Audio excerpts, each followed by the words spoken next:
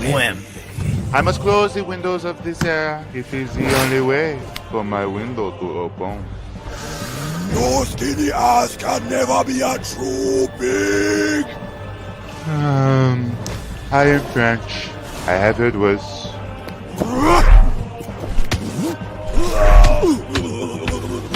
Bring your escargot ass on.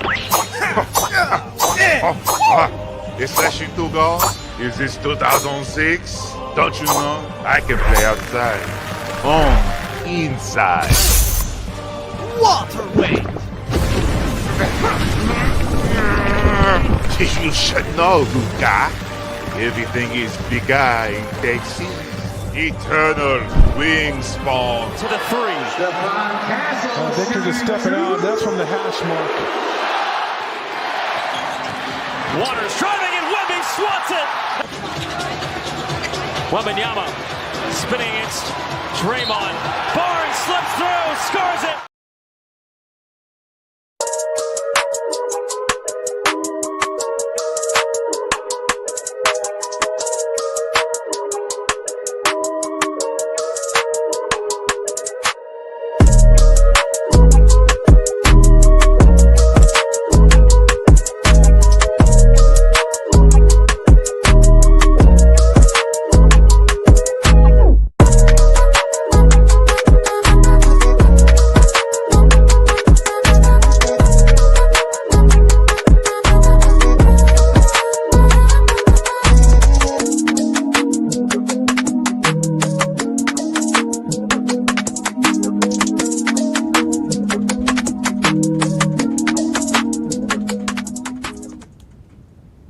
Peace and blessings, y'all. Welcome to the GOAT James Kingdom Show with B. Lee and A. Johnny. Y'all know we go live every Sunday noon to talk the GOAT of basketball, LeBron James, and to talk about basketball forever, because here in GOAT James Kingdom, basketball lives forever. Y'all know what to do, though. Hit that like button, hit that subscribe button, hit that ring notification so they'll let you know when we drop new content and when we go live every Sunday like we're doing right now. And also check out the GOAT James Kingdom membership, because we got great perks and special shows coming up for you guys as well.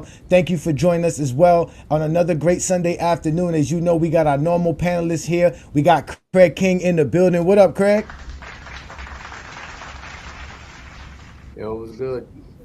What's happening? What's happening? Obviously, T Perfect is in the building representing like usual. What up, T? So, guys. All right, and we're gonna have King John here as usual. He'll be up here shortly, but you know who I am. I'm A. Johnny, the Exposer. I got my partner B. Lee, the sports analyst. We are the GOAT James Kingdom platform. What up, B. Lee? What's good, brother? What's good? What's good, everybody?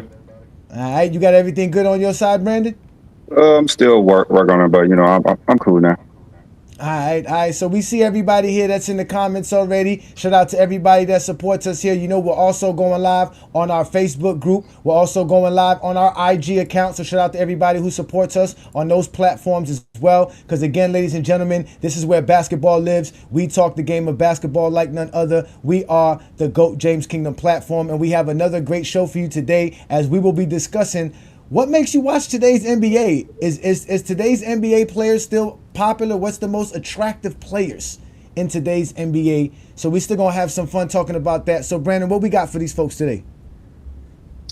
We always hear about all of the, Steph, LeBron.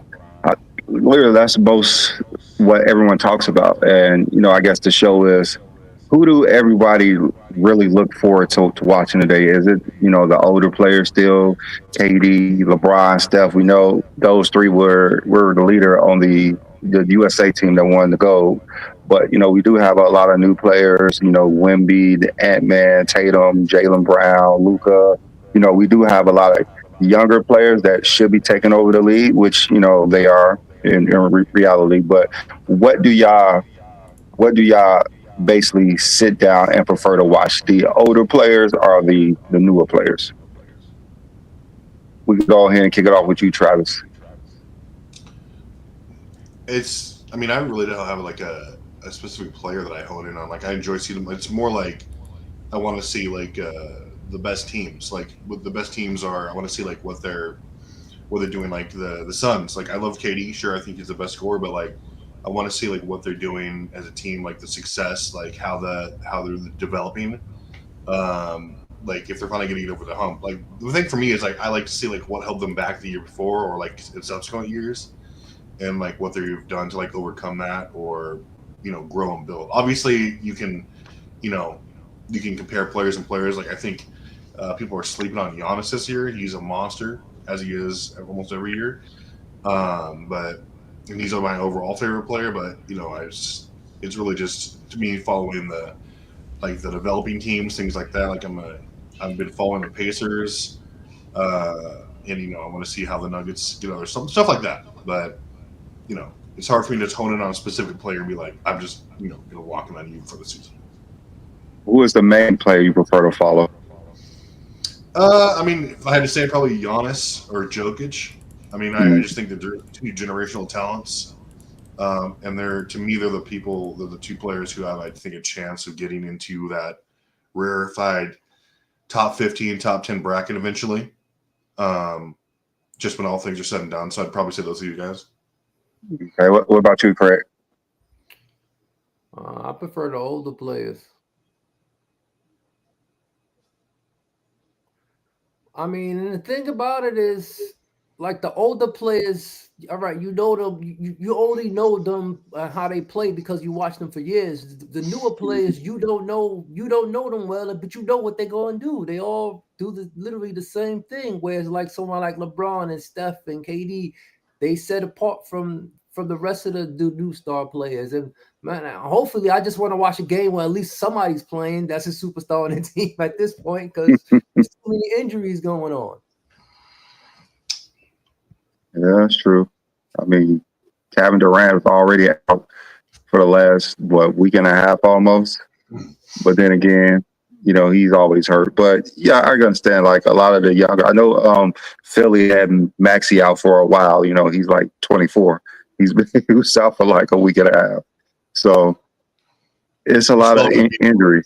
Yeah, there's a lot of injuries still. Games like that no more. It's not because of this game style. It's because these players is too accessible. You got their streams. You got Twitch. You can literally watch it for 24 hours. So why would they want to sit and watch them play most of the time? Yeah. Like, I mean, that's true.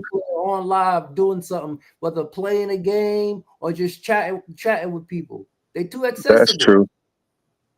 Like Craig, just think about in like the 90s, how you could only watch your like main home team. Like, how did you even follow up on like other players? For me, it was always, what was that show that used to come on? What's that show that used to come on the weekend?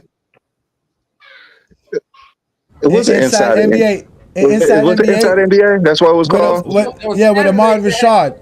Yeah. Now we have access to NBA YouTube. Inside. That's what it was. NBA Inside Stuff. That's what it's called. NBA Inside NBA Inside Stuff. Okay, yeah. Yes. And a VCHS tape. I used to tape them every week, and then I compiled the list when they used to have the greatest dunks of the week. So I just had a tape full of the greatest dunks, all the awards they was giving out that week. Can't find it though. Yeah, that's true. Things are very accessible after the game. You don't even have to watch the game, but you could have a highlight of a whole game in 5 minutes. Literally, they have a highlight on YouTube after the quarter. They have first quarter highlights, second quarter highlights, third quarter highlights, 30 seconds after the quarter end. Yeah, that's true. Maybe, that's a reason why. So it's not the game. It's just other things taking people. It's other things taking their attention away. That's all. Mm-hmm. Okay. What about you, Adrian? What you think? Oh man, there's a slew of players I like to watch. Obviously besides my Miami Heat, in particular, I was looking forward to watching Banchero play this year. Banchero, however you say his name, but he's obviously injured. But like Wemby, I was interested in watching Wemby play. I watched a few Wemby games. I like watching, players like Jalen Green, Cade Cunningham. All these players I have interest in watching them play. And then I was interested in watching the Warriors play. Obviously, I'm still interested in watching what the Warriors do with Stephen Curry. And obviously, I watched LeBron play. But I'm interested in both. To me, I like the fact that, you know, as much as, you know, you guys like Stephen Curry, he can still play. He still affects the game. He has his moments. But man, there's just a lot of good talent in today's NBA. You know what I'm saying? Anthony Edwards, John Morant. Like, there's just so many guys I look forward to watching play. You know, Luka Doncic, Jaylen Brown. Like, there's just so many players we can list the name without a doubt. You know what I'm saying? That are just, like, the NBA is on fire. Like, that's people don't understand, man. With that, like, the NBA has so much talent night to night, man. It's just so much to watch. There's a lot to watch, and there's a lot more people who have the league pass. Like I said, it's too accessible. You always put it away. I can watch it tomorrow. I can watch the highlights. I'm not gonna watch the live game. I can watch the highlights. Why watch the That's true. I do that. I do that. I do that. You get the same effect of watching the whole game for 20 minutes. Yeah, no, I do that because I got the league pass. So whatever game I didn't get a chance to watch yesterday, I just put it on the next day while I'm in the house doing whatever I'm doing, and the game will be on. Like I said, in the background, I'm watching the game. So I definitely do it that way. But I like watching the game. There's a lot. 20 minutes, let alone 2 hours. I watch it. No, granted, I'm not at the screen sitting there 2 hours like watching it, eyes glued to the screen. Like I said, it's playing in the background. I'm doing things, whether it's clean up the house, whether it's duties. You know, I am a family man. And shout out to Patrick Keatley. Yes, we do actually converse with those that are in the chat. So go ahead and be free to hit the like button again, subscribe to the channels, and go ahead and comment. And if you make a good comment, it'll come up. If you make a stupid comment, it might come up. But just go ahead and comment. We here. Again, y'all are safe in the comments when we put the link up. If you want to hit the link, you're more than welcome to join us on the panel. But today's NBA is great. I think the viewership is up because a lot of these teams, whoever has teams, there's a player that you like on your team. There's no way you're not watching your team play. Unless you're Philadelphia.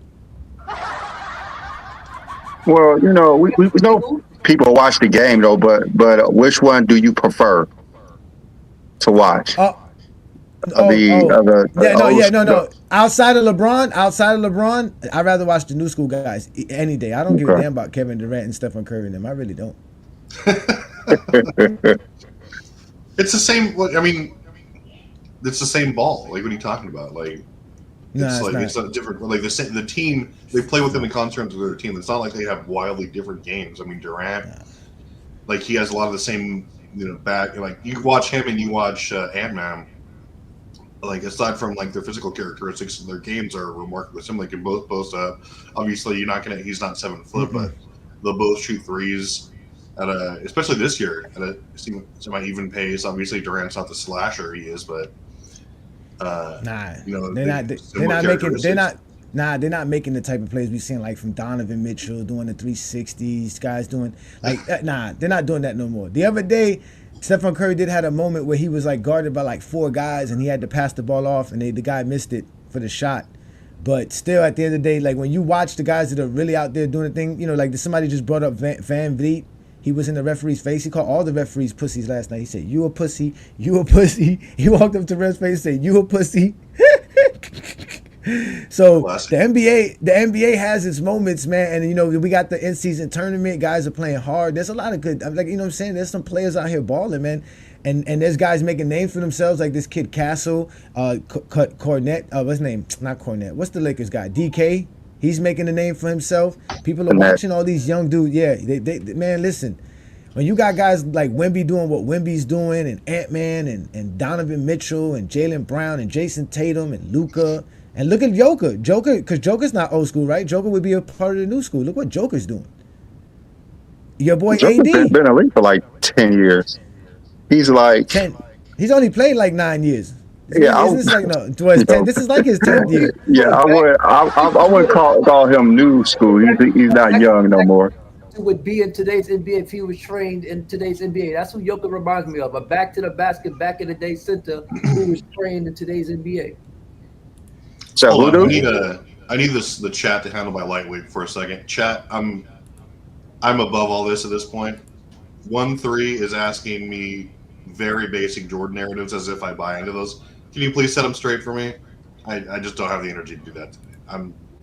Correct him on his flawed thing. Be nice, but correct him, please. Silent. Shots fired. So we talking about what plays you guys like to watch, because again, I don't know, did y'all watch any of the games last night? Did y'all see the debacle with Anthony Davis and Joker again? Like I always tell y'all, that dude Joker just be punking Anthony Davis.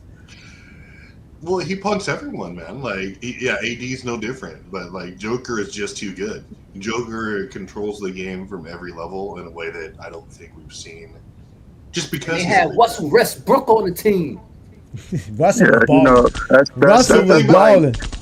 yeah, it's Westbrook like was having Barkley or Karl Malone guard Shaq in the post. Yeah, Shaq is going to score almost every time on them too. That doesn't make like Anthony Davis is really not a center. That's just what it is. He's just not a center. Yes, his body's been telling y'all that for years. He can't be banged up. Where's that narrative when the Lakers are like 8-2 and he's dropping like 30 and 15? He's a center then, right? Not just. I mean, he's not playing versus really too many centers. There's only a few like big centers in the league that he cannot guard. Like most of the centers today are power forwards that he could guard, but not like Jokic or Embiid. He's not that type of center to guard them. AD's a power forward. He's been a power forward his whole life. He just has to play center, and when he plays versus, the big centers, he's just not big enough for them. Well, there's very few centers in the league who can actually put it to him like that, though. Well, you didn't. I'm just like saying, like those are centers. Like he's a power forward. And just like I said, if Karl Malone was playing today, he could play center today as well, but not versus Embiid and Jokic. And Wemby, I don't know. So he's Wemby too, yeah. 80 games of the season. How the season? Or 84 if you say Embiid and Jokic, right? Well, that's why they need I mean, I don't know why they don't want Dwight Howard on the team, but they need a center. But my understanding is that Joker don't play no defense. How come this boy don't never cook Joker? How come he never put Joker in a position where Joker got to play both sides of the floor? He never put Joker in a position. Joker dominates the paint versus the Lakers because Anthony Davis doesn't draw him out of the paint. Anthony Davis doesn't put no threat to Joker at all on the defensive side, which makes it harder for LeBron James to get to the basket. So it's like they basically that completely takes them right out of their game. Last year, like that's where the bad coaching came in because last year, like the Lakers were doing well because he was cooking Jokic. Like, I mean, he plays well versus Jokic. What you talking about? It's just. Initially, most of the game was cooking Jokic badly. Like maybe not stopping him entirely, but he was giving him like. Yeah, he just can't guard him. Sure, Jokic can't guard him either. The Lakers were having success because they were going through that matchup. They were getting shots they wanted.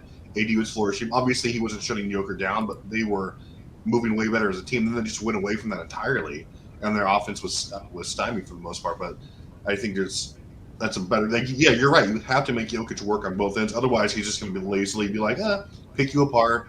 He's going to get his on great shooting. Like he's not going to be winded.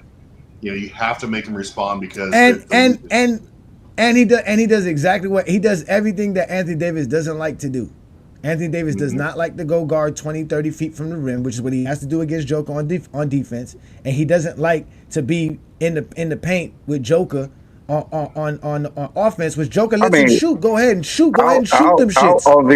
Out on the perimeter is not an issue. It's just when he gets the ball in the post. No, but that's what I was gonna bring up because the thing about it is with Joker is like, and it's like that with any good passer, you can't give him the court to see. You gotta play ball pressure on somebody who's a good passer. So when you're sitting there letting Joker stand there and look and survey the whole basketball court, you ain't got no ball pressure on him. He's gonna kill you. Like it was the same thing. That's what I was going to bring up about yesterday's games because they had two matchups yesterday. They had the Lakers and they had obviously the Warriors playing. Are LeBron James and Stephen Curry still the highest draw as far as for viewers? Because we know last year their games were the highest viewed games last year, no matter what games it was, whether they were playing against each other. They have the most fans, so that makes sense. They have the most fans. They've been playing the league for so long. So both of them played last night. Perimeter, like he's shooting. Joker shooting 36% from the three. I mean, he's doing that the whole year. Yeah, but the thing is, like I'm just saying, it's more of a issue when he gets the ball in the post than when he's on the perimeter. If Jokic stayed on the perimeter the whole game, it would be he would do less than what he does. Jokic does both things, but if he only stayed on the perimeter, it'll be easier for Anthony Davis. That's the easiest way he could guard him if he's on the perimeter. AD's full steam ahead, like when they're doing, but like you can. Yes, if you watch the games, Jokic destroys Anthony Davis in the post. Apparently you don't.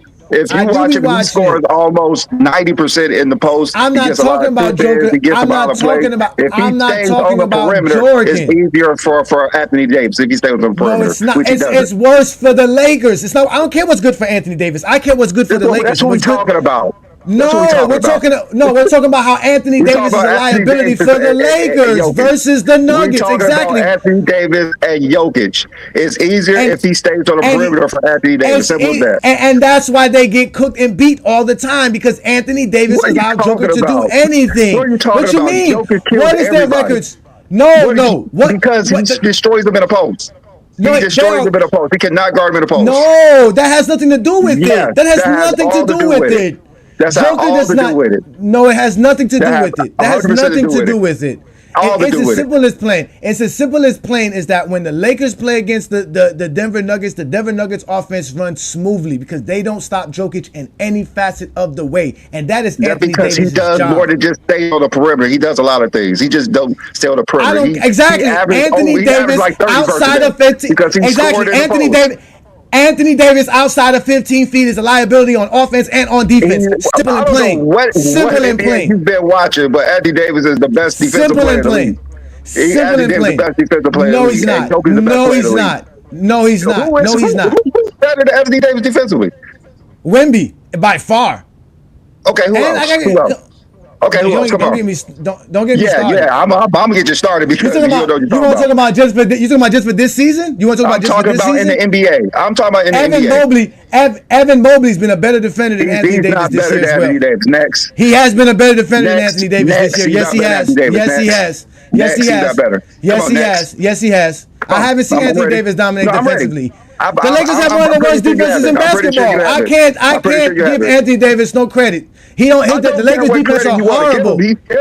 He's still probably the best defensive player in the league. Him and if you want to say Wemby, I gotta give it to Wemby. No, he's not. Okay, who else? Who else? No, he's not. No, he's not. I told you Evan Mobley. Who you think is better? I named Evan Mobley. He's not. I told you Evan Mobley's better than him. Next. He's not next. Evan Mobley is. Bam is better than him. We already know that. We know Bam is better than him. Definitely not better than Anthony Davis. Next. Yes, he is. Yes, he is. He's not. Come on. Next. Yes, he is. Yes, he is. Next. What you mean? I keep naming players. I don't know why you keep defending Anthony Davis. Player. I didn't name one player. Joker is better than Anthony Davis defensively. Joker is better than Anthony Davis defensively. Mobley or Anthony Davis? Anthony Davis. Craig. The guy that made the all-team defense first team. Okay, all right. Who's better? Oh, Bam we going off of last year? So we going off of last year? If we going off of last year, he's not better than the Bam. He's not better than Bam. Bam is all defensive first team. Yeah, okay. Travis, Bam or Anthony Davis? Who's better defensively? AD, because the amount of this is you guys. Don't bring me into this. No, I'm just saying because Johnny thinks he's right and he's wrong. Okay, Travis, who's better, Bam or Anthony Davis? Y'all are wrong. Because all three of y'all are wrong doesn't mean I'm wrong. All three of y'all are wrong. How does that mean? Y'all can't prove it. Y'all say that shit for nothing. Y'all don't prove nothing. Why is Anthony Davis? Okay, so say this. You want to do this, Brandon? Why is Anthony Davis the best defender in the league? Explain it. He has the best combination. He's the best versatile big man in the league besides Wemby. You can put Wemby up there. Anthony Davis could do it all. Combination of what? Rebounds, block shots, rebounds, steals. Those three is Wemby and Anthony Davis at the moment. So you're saying Evan Mobley doesn't do that? Bam Adebayo don't do that. Joker don't do that. Davis and Wemby, they don't do it. Giannis don't do that. They don't do it. He do better than Anthony Davis. They do better than Anthony Davis. They don't do it better than Anthony Davis and Wemby. They do not. Those are the two best. They're not the two best. You're wrong. You're wrong, man. You're wrong. It's cool. I'm not wrong. I'm not wrong. It's cool to be wrong. I'm not wrong. I'm serious. It's cool to be wrong. I'm not wrong. I watched the Lakers play, and I see Anthony Davis defensively is a liability by far. I keep telling y'all that. You're the only person who watches the NBA who thinks that. Only person. I'm not the only person. Other people say it. Other people say it. Other people say it. I've heard people say it. Nobody say it. I've heard people agree with me on that. Who do? I've heard people agree. I've heard people agree with me. I've heard people say that they see what I see in Anthony Davis. Johnny, your kids do not count. It's not my kids. Not my Who kids. agree with you. I watch the Lakers. First of all, the Lakers never have great defense, and it's because Anthony Davis is a true liability because he doesn't protect the paint like that. The only reason they have decent defense because of Anthony Davis. They don't have nothing defensively. They are nothing defensively. Nobody fears the Lakers. Everybody gets their shot versus the Lakers because Anthony Davis is going to sit there and make you run into a pass. Anthony Davis doesn't deflect passes enough to stop a team from scoring and getting open three-pointers. That's why teams kill the Lakers left and right because all Anthony Davis does is sit around the paint and wait for somebody to run into him. That is not going to help them win. That's not going to help them be one of the best defenders. What have you been watching? I've been watching the Lakers for 2.5 years now, and I've been seeing the same shit. I literally don't know what you've been watching. The same shit with him. It's always the same shit. When he has to go guard 20 feet from the rim and really protect shit, he can't do it. He cannot do it. Who's he guarding 20 feet away from the rim? Are you talking about when he get switched on a guard or something? Is that what you're saying? That happens all the time in basketball. That happens all the time in basketball. No, I'm talking about when NBA players force the big men out to play defense and guard out on the perimeter. They do that all the time. He does very well when he does that versus smaller players and guards. Doesn't do well. It doesn't end well for the team. Do you have the numbers to prove that when he goes out there, he shuts it down? No. He doesn't do well in that position. The Lakers don't stop a team when Anthony Davis is in that position. He doesn't like being out there. He doesn't like that. He can't do it. Who is the best defensive player on the Lakers? Who's the best defensive player on the Lakers? Sadly, Anthony Davis. Okay, then. All right. That's all I have to say. So you said you can say that. Yeah, I'm not going to say that. Their defense is terrible, but he's the best defensive player on the team. All right. Yeah, he's hard. It makes a lot of sense if you don't think about it, I guess. I think that's where you're going at. Yeah, I think that's where you're going. But they got good perimeter defenders. Ruby's a good perimeter defender. LeBron's a good perimeter defender. They got good perimeter defenders. The problem is that it doesn't matter because when those guys get beat, all Anthony Davis is going to do is deter a shot, not deter a play, not slow it down, not control the pace of the game on the defensive side of the floor. He don't do that. He gets a lot of putbacks. He gets a lot of easy rebounds on offense, which is why you think he rebounds so well. I watch him play. He doesn't like to shoot from the perimeter. That's why the Jokic just says go out there. Go ahead and shoot because I know you're not going to do shit over there. And it's the same thing. Why you leave me out here at the top of the key looking and surveying this field, I'm going to get all my guys involved. And you're not going to be able to do shit. So why is Anthony Davis? That's what we've always seen from Anthony Davis. Why is Anthony Davis consistently averaging over 25 points per game if he only gets putbacks? Because he's a good player. He's a good player. I didn't say he's a bad player. He's a good player. And I told you he has the GOAT. He has the GOAT. You're trying to say he's like Rudy Gobert or something. He only gets putback. No, Anthony Davis has a repertoire of moves. A good 7 to 10 points that he gets per game is predicated off the fact that he got the GOAT getting him the ball. So why is he averaging 30 this year there? That's what I'm saying. That's like 22 extra points there. That's LeBron like 22 right extra points there. That's LeBron right there. And you add a couple of putbacks. That's half his points right there. So he only get putbacks and layups. No, I didn't say only. I didn't say only. I said that was half his points. He got 7 to 10 points with LeBron, 2 putbacks. What's that? That's 11 to 14 points out of his 30. We'll see if he averaged 30 by the end of the season. We'll see from Anthony Davis. He's gonna be over 25 like he always does. We'll see that shit. We'll see. Again, I got no issues with Anthony Davis. We've seen it for years. Exactly. And we see the results. The Lakers were better defensive. The Lakers were better defensively when they had Dwight Howard and JaVale McGee. They're never going to be defensive. They're never going to have that defensive presence. They're never going to have that defensive presence with Anthony Davis. Never. Because he's the only big man on the floor. Because he's not that good of a big man defensively, and you're giving him too much praise for it. That's why. On the floor. That's why. That's why. He's not that on the floor. He's not that great of a defender. He's not that great of a defender. But he's easily top 3 in the league every single year. Every single year. He's not a good defender, but he's easily top 3 in what? Top 3 in what? Missing games? What you mean? He just had one good year last year. After the 3 years before that, Anthony Davis wasn't doing shit. What the fuck y'all talking about? He wasn't doing nothing? This man, Anthony Davis, yes, he wasn't doing nothing. The man played 40 games the year before that, 30 the year before that, and played 40 games before that. He didn't make no All-NBA, no All-Defensive teams. He made the All-Defensive team last year, and the last time he did that shit was in 2020. or 2021, some shit like that. That man ain't doing it. Y'all be acting like Anthony Davis out here dominating the NBA. We just saw somebody dominating the NBA. His name is Wemby. He's never ain't nobody fearing the Lakers. Played a year, and you talk about he's dominating. Ain't nobody fearing the Lakers. So this dude has been playing over 10 years, and he hasn't been playing, so he's not dominating. A guy who played 1 year, he's been dominating the league for years, huh? That makes all. I didn't say dominating for years. I just said Wemby is dominating. Wemby is just like Anthony Davis dominated last year. So that means Anthony Davis dominated. Anthony Davis the best defensive player on the Olympic team with Bam on the team. LeBron played better defense on the Olympic team than fucking AD. What the fuck are you talking about? It was Anthony Davis.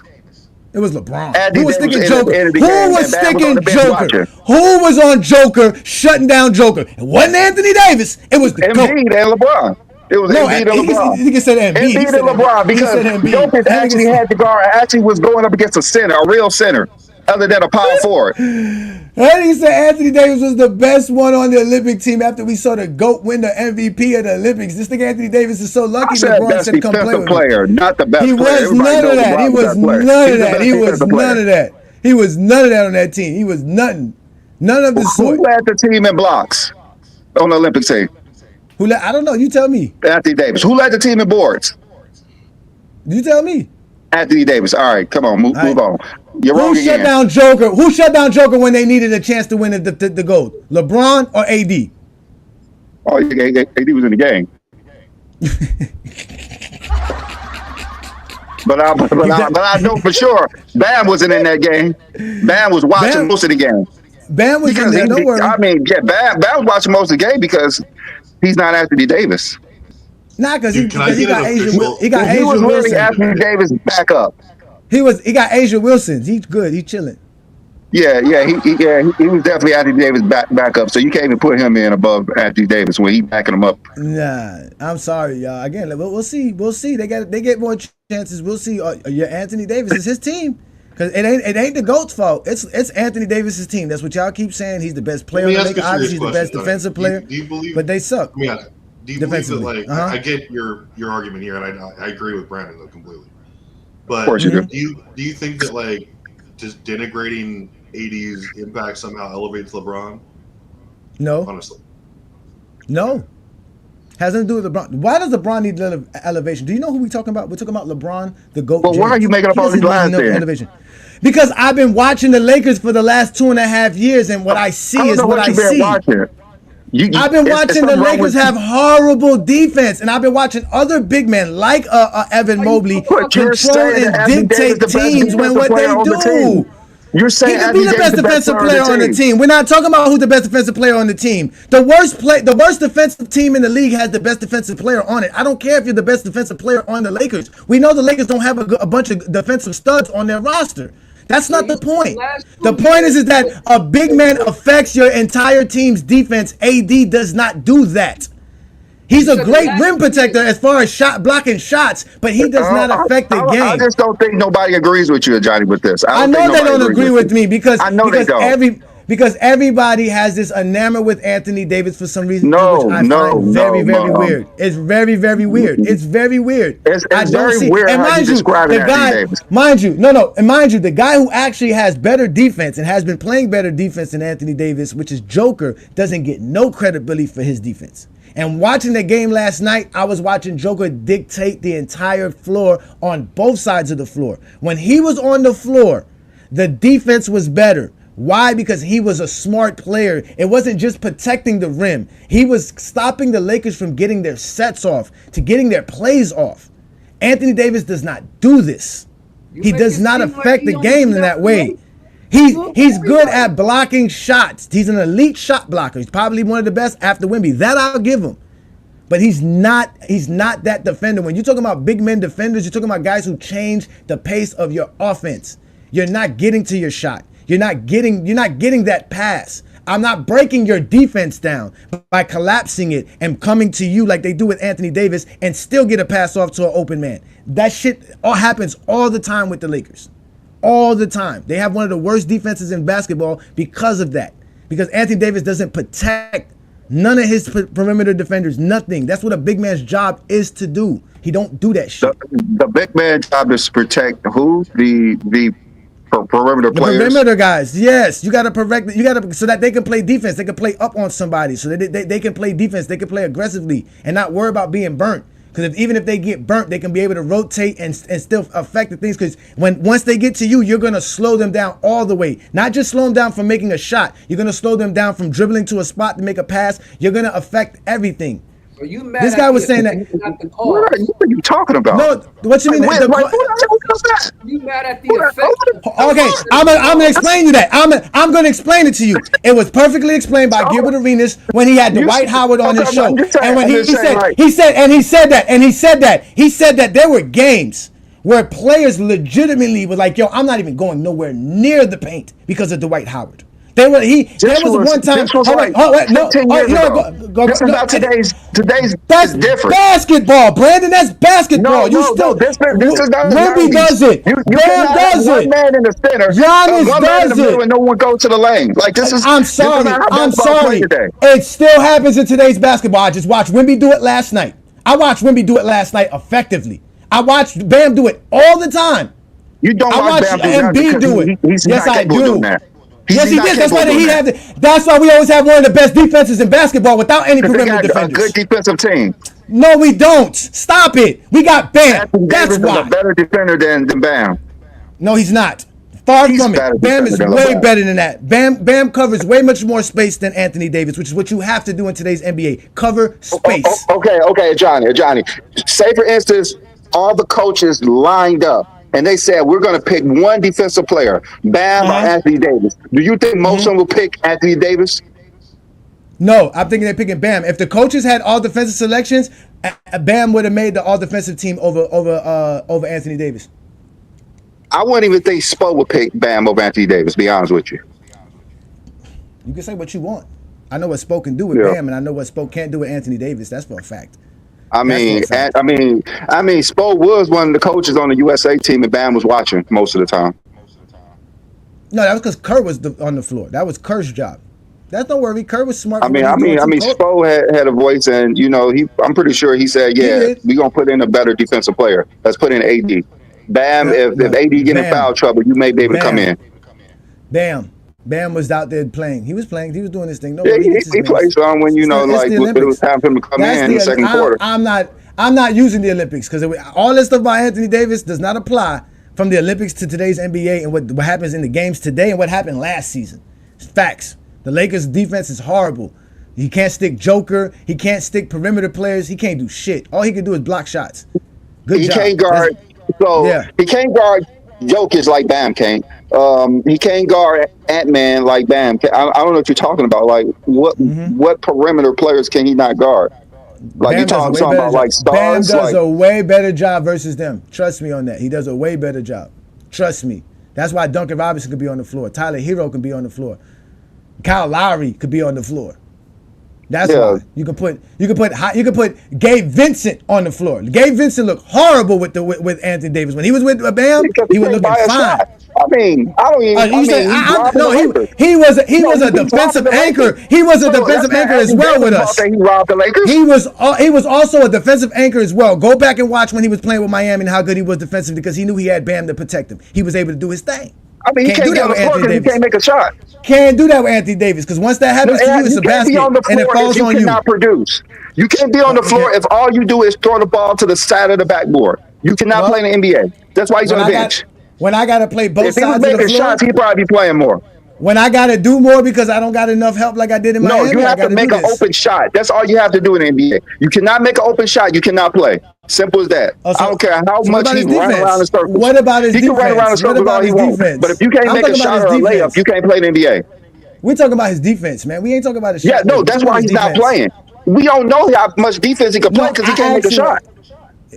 So we don't know. He can't make a shot. That go back to the defense. He's shooting like 10%. He can't be on the floor. You can't play Gabe Vincent because he cannot make a shot. We don't know what he can do. He could be the best defensive player on the team, but if you cannot make a layup and a shot, I don't know how you can play the NBA. Well, he's definitely not stopping nobody. Lakers defense is not that great. He's not even able to play on floor. Like he didn't play all last year either. I know he didn't play all last year. That's what I'm saying. Yeah. But when he played with Bam, he was able to play defense. But when he played with AD, he can't. If AD's that great, if AD's better than Bam, when he's on the floor defensively, he should look better when he's with AD. He don't, because AD don't make nobody look better defensively at all, because he only worries about blocking a shot. That's all he does. He doesn't do nothing else. And then if the ball falls in his lap on a rebound, he'll get a rebound. Great job. He's a great offensive rebounder. That's how he gets rebound, because it just falls there? No, he's a great offensive rebounder. Anthony Davis is a beast on the offensive boards. Not just off. Okay. No, but if you're good on the offensive boards, it helps out your rebounding as well. You think he's one of the best defensive rebounders in the league? I'm pretty sure he's up there. Okay. He should be the best. If you like you said, he should be the best top tier. He should be up there. That's what you was bringing him up, because he's up there in blocks. That's what I told you. He's up there in blocks. That's where he's really at. He's like 6th in blocks, I know. Well, he's number 6 in defensive rebounds in the league. Okay. See? Look at that. See? So there's 5 guys better than him, but he's still the best. Go ahead. You're right. I'll say he's the combination of everything. Hey, you're right. He's a combination of why the Lakers can't win. Oh, yeah. That's Anthony Davis. I got you. Everyone else on the perimeter is a turnstile, including LeBron. So you want LeBron to be the best defender out there? It's AD's fault. I mean, it sounds like it's LeBron James is the reason that. No, it's Anthony not LeBron's Davis. fault. It's Anthony Davis should have the Lakers at least mid-tier defensively if he's as great as of a defender as you guys claim him to be. That's all I'm saying. You said Jokic is the best defender, like one of the best. Jokic's team does not look that bad defensively because Joker plays great fucking defense. I've been telling y'all that about Joker's defense for a long time. I can't argue with you. When I watch Joker play and his team plays defense, they are on pace. And that's because of him. Matter of fact, the other day when they played against Minnesota, they were asking Rudy Gobert something about a play that they were running, and he looked at Anthony Edwards, and Anthony Edwards was like, yo, this man Joker knew our play, and we never even called the play out. We never threw a sign. We never threw nothing. He literally called out the play that they were running from a timeout, just from the set, just from seeing where they were lined up at. He knew their play. That's a part of being a great defender. That means you're communicating with your players. You're protecting the paint like you're supposed to. Joker never gets called out like you see they do with Rudy Gobert. You'll never see no plays where they put him on an island and he's getting smoked by somebody. He's always accurate where he's supposed to be at. Joker's one of the best defenders in the league, and nobody sees it because he's quote-unquote slow or he doesn't get a lot of blocks. No one says he's a bad defender. You're just making this up anyway. But no, anyway, crazy. I know what you're trying to do. It's cool. Last year, Anthony Davis was 3rd in defensive rebounds per game, and he was 4th in blocks per game. So apparently, he gets more than offensive rebounds. He gets more than offensive rebounds. I know that. I told you he's just not the best. I named 2 or 3 guys better than him. In every category you name, there's 2 or 3 guys better than him. No, the Nuggets are like bottom 10 defensively in the league, right? I think they're like 3rd or something. They said it's like last game 22 out of 30. Yeah. I mean, we know Johnny likes to come up here and make up stuff about Anthony Davis. I don't make up no stuff about Anthony Davis. What is the Lakers defense? What is the Lakers defense? What is the Lakers defense? What is the Lakers defense? We know. First of all, we know Travis don't look up no real numbers. That we know. That we know for a fact. We know that off the top. The numbers he looked up was facts. So I don't know what you're talking about. Okay, let's go ahead and look that up. But go ahead, Brandon, since you said you got something to say. I'll go look up these numbers. We go see who's the better defensive team. You can't be up here continue to lie about Anthony Davis. Okay, we're going to do that. We're going to go ahead and do that. Okay, let's see here. Wait a minute. Where is the Denver Nuggets? All right. The Denver Nuggets. When's the last time you saw one man elevate at bad defense, like Hakeem? What? Plenty of big men do that all the time. Plenty of big men do that all the time. D-Rob for sure. About? Who? Wemby last year. The Lakers are 24th and Denver's 21st as far as points per game given up. Right? If we go to both bottom 10. Offensive, if we go to defensive rating, the Denver Nuggets are 16th in the league. And the Lakers are 26th in the league. We know the only points given up matters, though. No, I said defensive rating and points given up. That's what we're talking about. That's how you rank teams' I mean, defenses. we know that the one of those Lakers two are not a rankings. good defensive team, and Anthony Davis is the reason they're not last. And that's why. Okay, yeah, okay. Yeah. That's what I I said. mean, everybody knows this. Okay. That's facts. That's facts. They're AD pretty basically bad canceled defensive out team. Cade. San He can Antonio, guard San Antonio, effectively from- San Antonio's 7th. Cleveland is 9th. Miami is 12th. Rudy Gobert and them are 11th. Guys that I will all put in front of Anthony Davis for defensive reasons. Rudy Gobert has a Yeah, roster Because they play at a slower pace. Yeah. So this is defensive rating, sir. This goes by 100 possessions. You cannot do that, Brandon.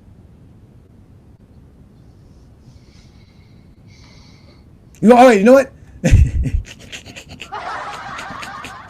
Let's go to rebounds. Let's see how good Anthony Davis makes the Lakers in rebounding. Let's do that. Let's see how good he is as a fucking rebounder. The Lakers rebounding in this year. Let's see. Where are the Lakers?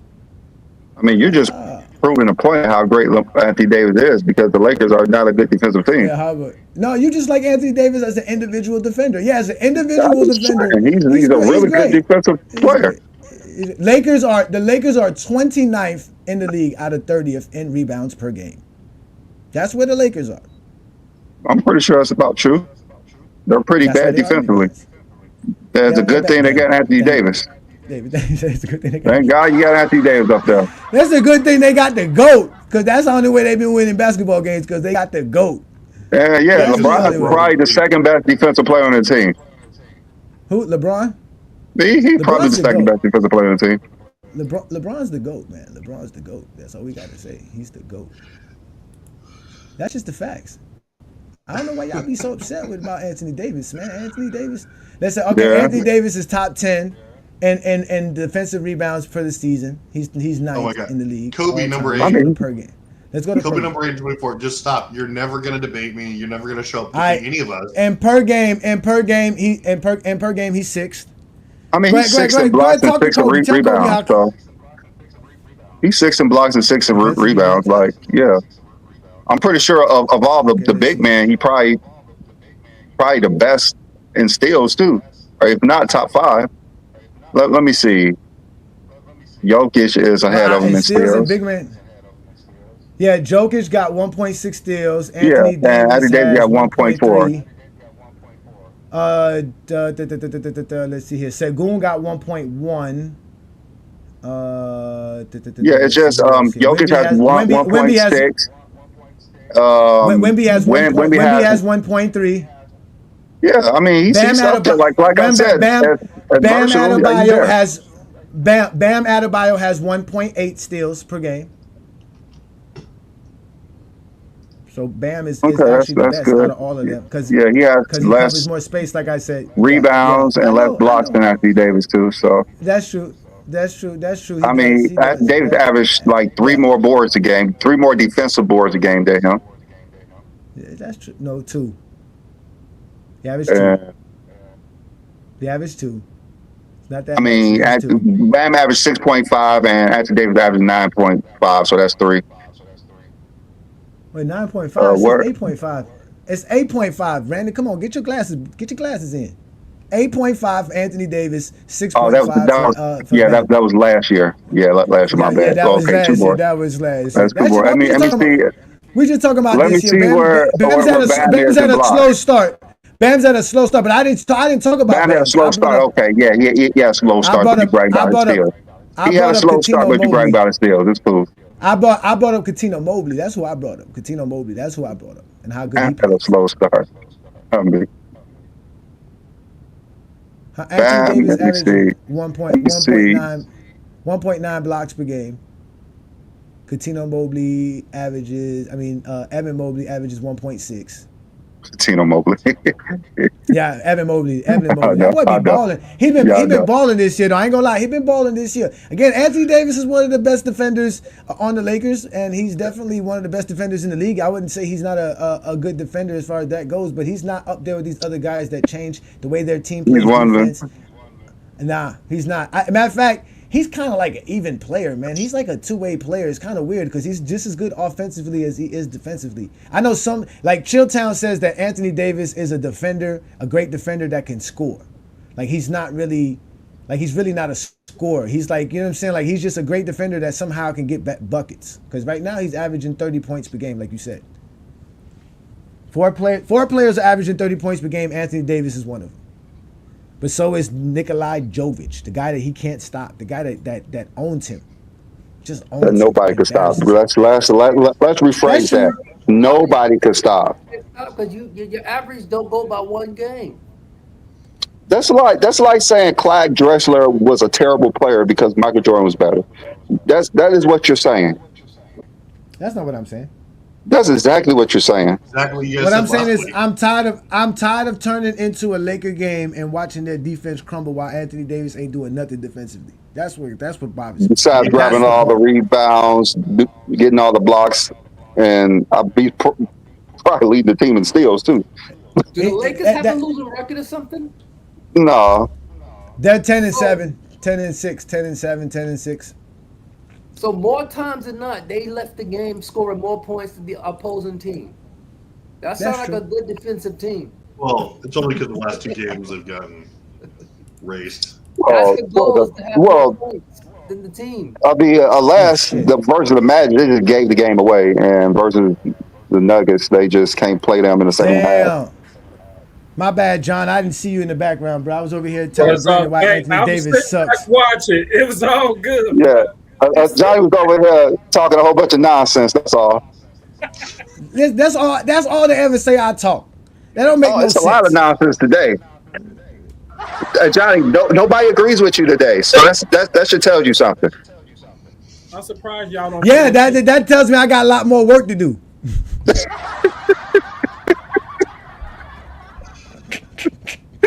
Shout out to King John for joining us, man. As y'all can see, we talking basketball. King John, we were talking about the guys of today's NBA in comparison to the old guys like LeBron, KD, and things of that nature. Are there any particular new school players that you rather watch than watch Stephen Curry or LeBron play or Kevin Durant play?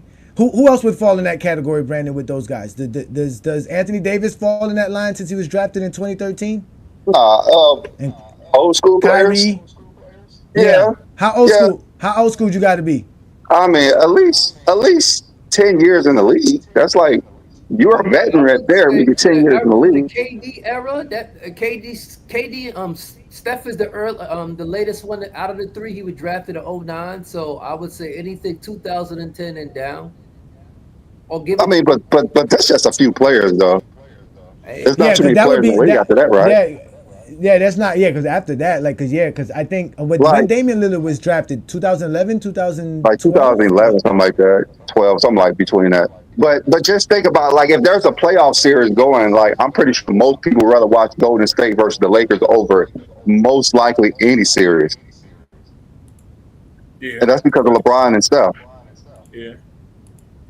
All right, so John, is there any other players that you would rather see than watch a LeBron Laker game or a Stephen Curry Golden State game? Because like last night there was a couple of games on, but obviously everything was one after the other. There was a couple of games that started in between, but which games were you more interested in watching last night? Were you just waiting for the Laker game and the Warriors, or were you interested in any other games? I didn't get to watch any games yesterday, but I mean and it's crazy. There's only one player I would like to see that's a new school player over the old school players, and that's Shea. And that's because his game reminds me as an old school type of player. There's not really too many guys out there that is like you get up for the watch. It's good basketball. I like the team aspect of today's game. But if you're talking about like as an individual, I mean, it's not too many guys I get up to watch besides Shea. That's it. I mean, I like Shea game. He's dominant in certain parts of his game. I actually don't even see a weakness in his game. I was watching some and they asked, and it was about Anthony Edwards. It was like, make a response when you see somebody better than Anthony Edwards. And players kept going back, and they got to Shea, and that's when they said something. And I was like, hey, I was happy they said something because Shea is the one player I believe is better than Anthony Edwards. And I believe Anthony Edwards have weaknesses to his game that he really needs to pay attention to. So the one player that I like is Shea. Yeah, I like Shea too. Shea's another guy that I like to watch. But their whole team, I like the way they play as a team. They're more of a team type of oriented. He's just the best player on that team. So obviously you like watching these younger guys too. These guys are taking over. Did you get a chance to watch Wemby last night? Because that's like a guy that I'm interested in watching.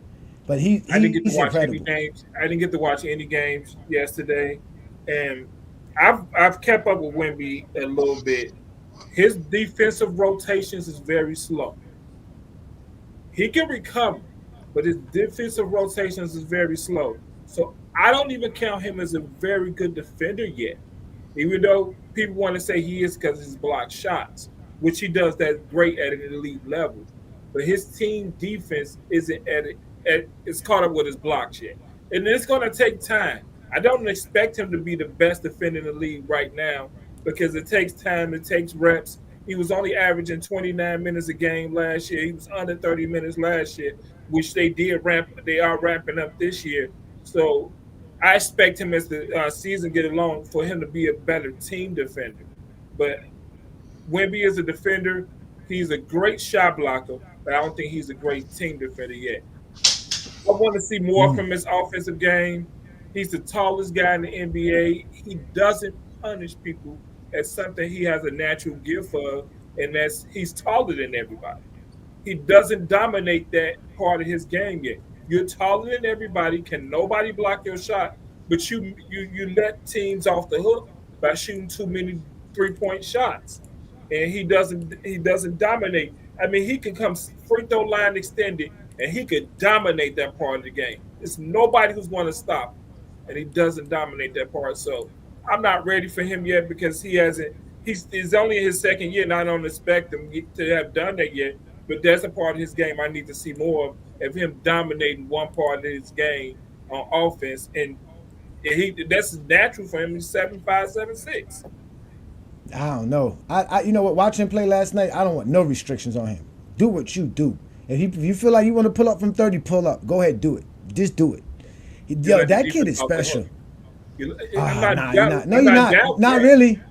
Not really, because there was moments and times, right? If you go back and watch, if you have the league pass, you go back and see what I'm talking about. There were moments and times where he was coming late, dragging off from transition, and the whole defense was watching him. And none of them went past the free throw line. And somebody cut to the basket, easy dunk. Like it was because they were all worrying about when he got the ball from the 3-point line. Even from the out of bounds play in the late fourth quarter, they called the play for him. He caught the ball 27, 30 feet and hit it. Bang.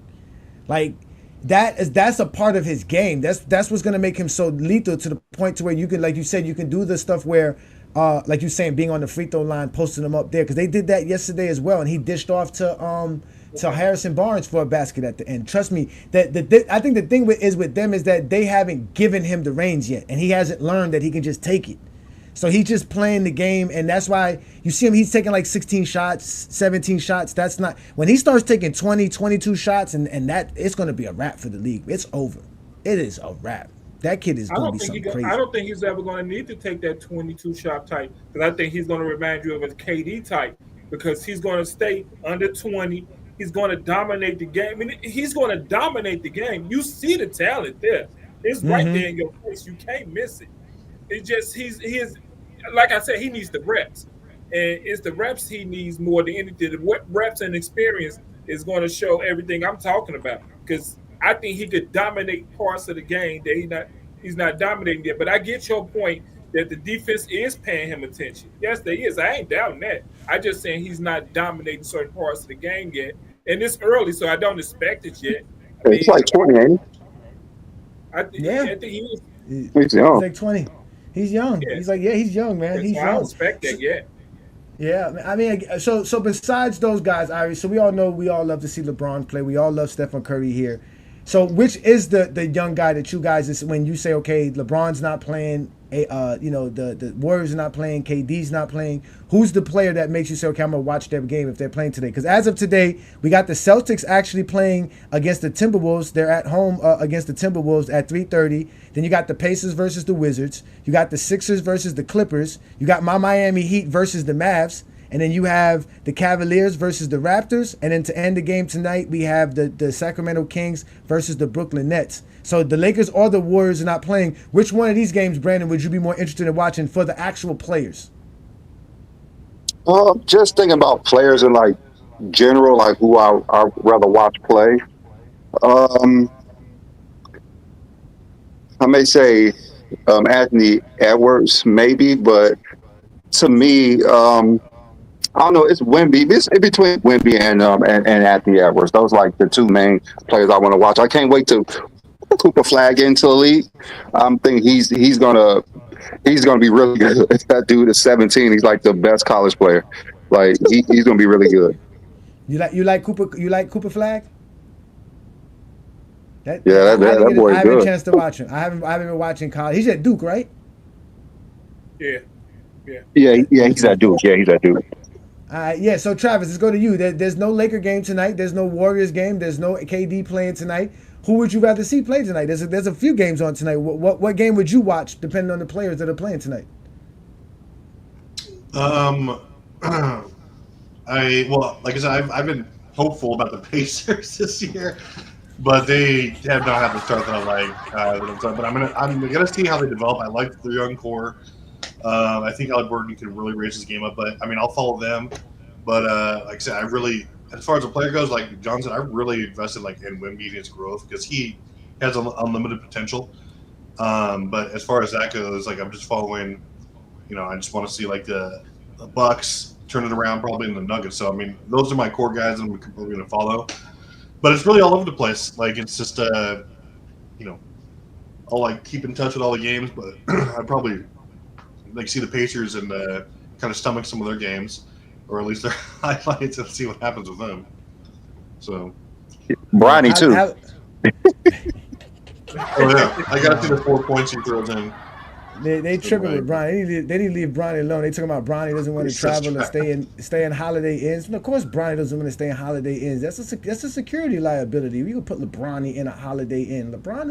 Bronny is a top tier A-list celebrity. We ain't gonna put him in a Holiday Inn.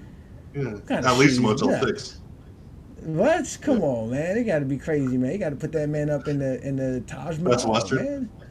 Yeah, I got to put him up in something nice, man. Shit, Bronny should be paying for the hotels there. He probably the only one that could afford to do it on the team. Of course, he's getting like $10 million a year. Yeah, right. Nothing. That's crazy. So what about you, Craig? There's some games on tonight. The Lakers ain't playing. The Warriors not playing. What player would you be like, oh, man, I want to watch them play tonight? You said Minnesota was playing the Thunder? No, the Minnesota's playing against Boston today. They're at Boston at 3:30. We'll be off before that, so we can watch that. We're going to definitely be off before 3 p.m., so we can all watch that. Yeah, that's what I want to see, how Ant-Man does against Boston's defense. You don't want to see what Bam Adebayo and Tyler Hero does against Luka? They too boring to watch. I ain't gonna front. I tried to watch a quarter of Miami. This shit was. What about Brooklyn though? Brooklyn playing tonight versus Sacramento. Those your boys. Lose. We know that. Well, they're not doing that bad. They're 6-10. They're not. At least they're not as bad as some of these other teams in the Western Conference. They're actually a couple of games out of being in the play-in, to be honest with you. All right, so let's go to you, John. John, you're a Bulls fan, ain't it? Of course. But the Bulls don't play today. They're not playing today, man. So LeBron's not. The other night. They did. Oh yeah, but that's Milwaukee. Milwaukee's trying to turn it around. They're trying to turn it around. So all right, so you got no LeBron playing tonight. You ain't got no Joker playing tonight. You ain't got Anthony Davis playing tonight. You ain't got Stephen Curry playing tonight. Who's gonna catch your attention and say, I'm gonna watch this game? My problem with the NBA is that they don't push things that they should.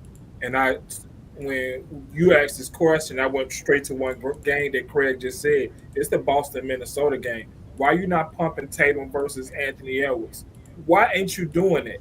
I mean, that game, you should say, had that matchup. Tatum versus Anthony Edwards. It's right there for the taking. I mean, you should be pushing that to everybody. You should be wanting people to watch that game. Why is that? Because your question should. It's on the league. It's only on League Pass. The only way to watch it's on League Pass. But it shouldn't even be a question because we should already say besides your question should have been besides the Minnesota Boston game because the NBA is pumping it so hard. What other game did you want to watch? That should have been your question. But since that wasn't your question, is the NBA isn't doing their job as far as pumping this player, and then you can't complain. You can't complain. The ratings are down if you're not pumping the right things out to everybody else. Why is that game not being pumped up? That's what I want to watch. I'm going to watch Boston, Minnesota. I want to see the Tatum Anthony Edwards matchup, and I want to see them go at each other. It's because it's Minnesota. Minnesota's not a popular. No, because you would have to. What's it called? Not only that, no, you gotta sign up for the league pass. They got the right players on the wrong teams. That's what you gotta sign. You gotta sign up for the league pass. Right players on the wrong teams. I'll watch any Cleveland game. Boston is a big market, so any Cleveland game. That's what I'm saying. You got to sign up for the league pass. That's it. You got to be a league pass member. It's not that expensive to get the league pass. Undefeated. Now that they lost, they gonna go back to how it was. a lot of dudes spend money on the NFL ticket, and that shit's on regular TV. And you don't even got. You don't even. That's what's keeping the league watching people in their parlays. But if you get the league pass, I think I pay like $17-$18 a month for the league pass for 5 months. So it's like $100 for the year. Okay. Now that's not bad. Phone, no, that's on any device that you can have the league pass on. Now I got it through Prime because I'm a Prime member. So when I go to my Prime channel, you can get it through there. But when you got the league pass, that way you can log into the NBA website and watch it through the NBA website. Because that's the problem. The only way to access the league pass is through either. Because it's not like available even on NBA.com. Like the league pass is only available on like Prime. Like I don't know where else you can find it at. I don't know where else you can get the league pass unless you go on NBA.com and sign up for the team, and then you get a league pass that way.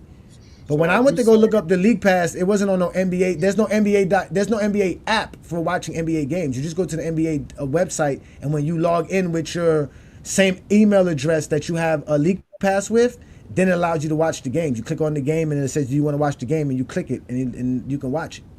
So are you saying the NBA is making it hard for the consumers to watch their games? To a certain degree, yeah. You have to have either an internet device, you have to have a device.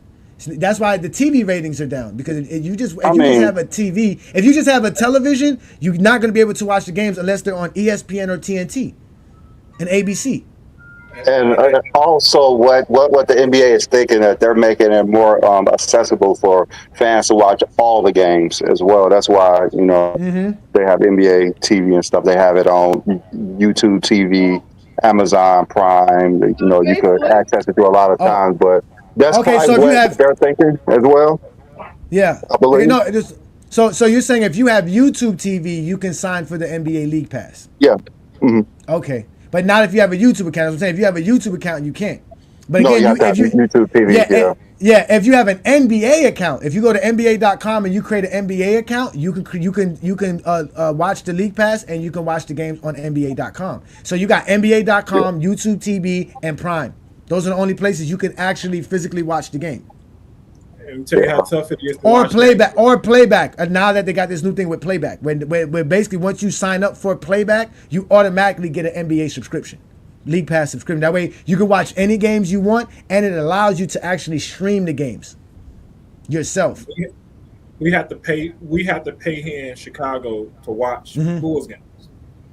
Yeah, that's the same with her in Phoenix. Like, you can't watch the Suns games, but you can't watch it on like NBA League Pass or anything. You can't. You have to actually have cable to watch it, I believe. Yeah. For me in Miami, I have to have now it's called FanDuel Network. Now FanDuel must have bought Bally's, because at first it was Sunshine or Sun Sports.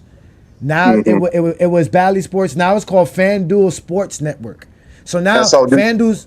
Now those are and it depends. I think in your area, Brandon, it's more like not CNBC. What is it? One of those. I mean, I think in the West Coast is different. I think it's something NBC or something Fox. Sportsnet. Sportsnet, something like that. But yeah, that's just regional. That's just regional. Yeah, because I know if you have YouTube TV, you can actually watch those like local games as well, and you know you got ESPN and TNT, which all the other games come on as well. So, Yeah, so YouTube TV, that's what I'm saying. It's all streaming. It's all on streaming. It's all streaming. Like you can't, like those are not included in like the viewership. So, yeah. So the NBA has made it hard to watch games. Right. Yeah. I don't know if it's made it hard to watch your local games, maybe, but it made it easier to watch everybody play. Yeah, it's harder to watch your team play because none of the NBA teams have national contracts to watch the game. It's not like NFL where on a Sunday afternoon you know for a fact the Bears are going to be on television. Brandon knows for a fact that Arizona is going to be on television. I know for a fact the Dolphins are going to be on television for a fact. Because it's regional. That's national regional. It's a good thing that I don't care about the Arizona team, so I'm good. I watch the Cardinals or the Suns too much unless it's a playoff game. But the NBA league subscription has been going up for years now, and they've been claiming their subscriptions is up as well for League Pass, so they don't have that issue. And obviously, people who have Prime. People who have YouTube TV is also going up. Prime Video's gone up. YouTube TV's gone, especially since YouTube just purchased the NFL League Pass. So now, if you want to watch, you have to have YouTube television to watch the League Pass. Mm-hmm. So, and like Brandon says, if you have YouTube TV, you're gonna have access to your regional channels, so you can watch your regional team and still watch the ESPN and NBC. And the TNT games. But now that the games are gonna be on NBC, right? But that's another thing too, because they're gonna have games on Peacock. That's another. Yeah, like you have to have a certain type of app to watch everything. Yeah, like, if you're gonna, the Peacock games are gonna only be on Peacock, and if you're not a subscriber and member of Peacock, you're not gonna be able to see that game. So who actually all have all the channels, like all the apps? I don't. Like who has ESPN and TNT apps? Like I don't have none of those apps. I don't have none of those apps, but I have access to all those apps. Okay. So Johnny, how do you watch ESPN and TNT? Like Craig says, I found access to ESPN. Okay, all right. So so that stuff is not included. That's what most people watch it on. Yeah, my Fire Stick. I got a Fire Stick. Now I do got ESPN Plus. And some games that are played on both ABC are usually played on ESPN Plus, but the ones that are played on ESPN are not on ESPN Plus. You see what I'm saying? So if it's a Sunday afternoon game, like on Christmas, where ABC will have like 3 games on Christmas, those 3 games will also be available on NBC. On ESPN Plus, which I have as a part of my bundle with having the Disney plan, the Disney Plus, because I have Disney, Hulu, and obviously that's a part of it. That's the only thing I have through Verizon. I get that free through Verizon. Yo, Craig is a true Caribbean, man. Craig is a true Caribbean. So, man, but again, the NBA is still doing good because they got viewers across the world. Because remember, if they didn't have these access players, people from the Philippines, Africa, Europe, Australia, South America, none of those people would be able to watch the games. That's 77 billion. Yeah. The NBA is doing great in the streaming part. Yeah, they're doing great. Yeah. It's the regular TV part where the numbers are down because you just explained how you watch a game. I mean, I just told you in order to watch the Bulls play, I gotta pay for it. I gotta pay to watch the Bulls play. Go ahead, Travis. The real viewership is obviously people are gearing up for the playoffs. Like they'll keep track of their teams a lot. This is like the most fans do. They'll watch highlights. And very rarely, are you gonna sit down and watch every single game and like pay for the ability to do so. That might happen, but you're really gearing up for the playoffs. You're really gearing up to like just put all your eggs in that basket, and then you'll see like as usual viewership spike. Same way with the NFL for the most part. But that's when they make their bread there. Do you think the NBA can have their version of the red zone? They need that. They kind of have something like that on NBA TV. If you when they have several games on, like when they have like the in season tournament, in reality, you go to NBA TV, they'll have what they call NBA Game Time, and they'll go in and out of clips and show you different games and what's going on in certain games. It's hard to do it like the red zone, because the red zone, like it says, every time a team's in the red zone, they'll take you to that game. You see what I'm trying to say? And basketball is not like that. So they'll just take you to the most exciting game or the most exciting moment, and they'll show you clips, but they can't do like the red zone. They really can't. There should do be it a like panel like they have like set up with that. Then they have all the games playing, and they're like sitting there discussing that all day, and then they can bring you highlights of like the close games or whatever, or the important ones. But I don't know. No, technically they need to create a NBA League Pass app. That's what they should have. That would change everything. That would bring everybody to their app, and that would be it. Because again, like I said, you can sign up for the League Pass once you have an NBA account, but then you gotta watch it through the NBA app when the game is on and something like that. But if they had an app that was just accessible to you and that you can watch any game whenever you want, that would be, that would be better. So, but we got a treat for y'all. We got a treat for y'all because Travis was out here doing his work. And he found somebody out here acting real loose and real crazy. You all know who it is. We all know who it is. Yeah. Well, we know who you are. We all know who you are. You are T Perfect, and you are the MJ delegate. And what you do best is go find people who say the most silliest and most dumbest things in the social media platforms, and you come back to us and you go ahead and nuclear bomb them. So, ladies and gentlemen, we're about to give you the chat bomb with T Perfect. We are interrupting our normal programming. The current threat level is critical, meaning an attack is imminent.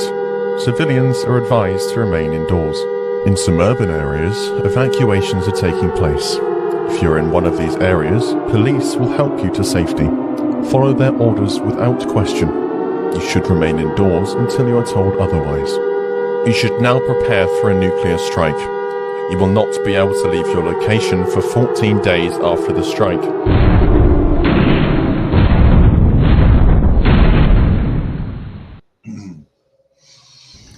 Hello, everyone. Michael Jordan fans are the best. Cap. And today, I'm going to be talking about the most dominant scorers of all time. And one thing that I wanted to address is that LeBron James at highest could be the 20th most dominant scorer of all time. Don't nobody want to hear that shit. And I'm going to explain why. Why? Merriam-Webster Dictionary defines dominant as commanding, controlling, or prevailing over all others. You sure about that? You cannot do that over the course of an accumulative career. You can only do that year by year. And the way that they define that in the NBA is by scoring titles. Cap. So there are 19 people that have 2 or more scoring titles. LeBron James only has 1. Shut your bitch ass up.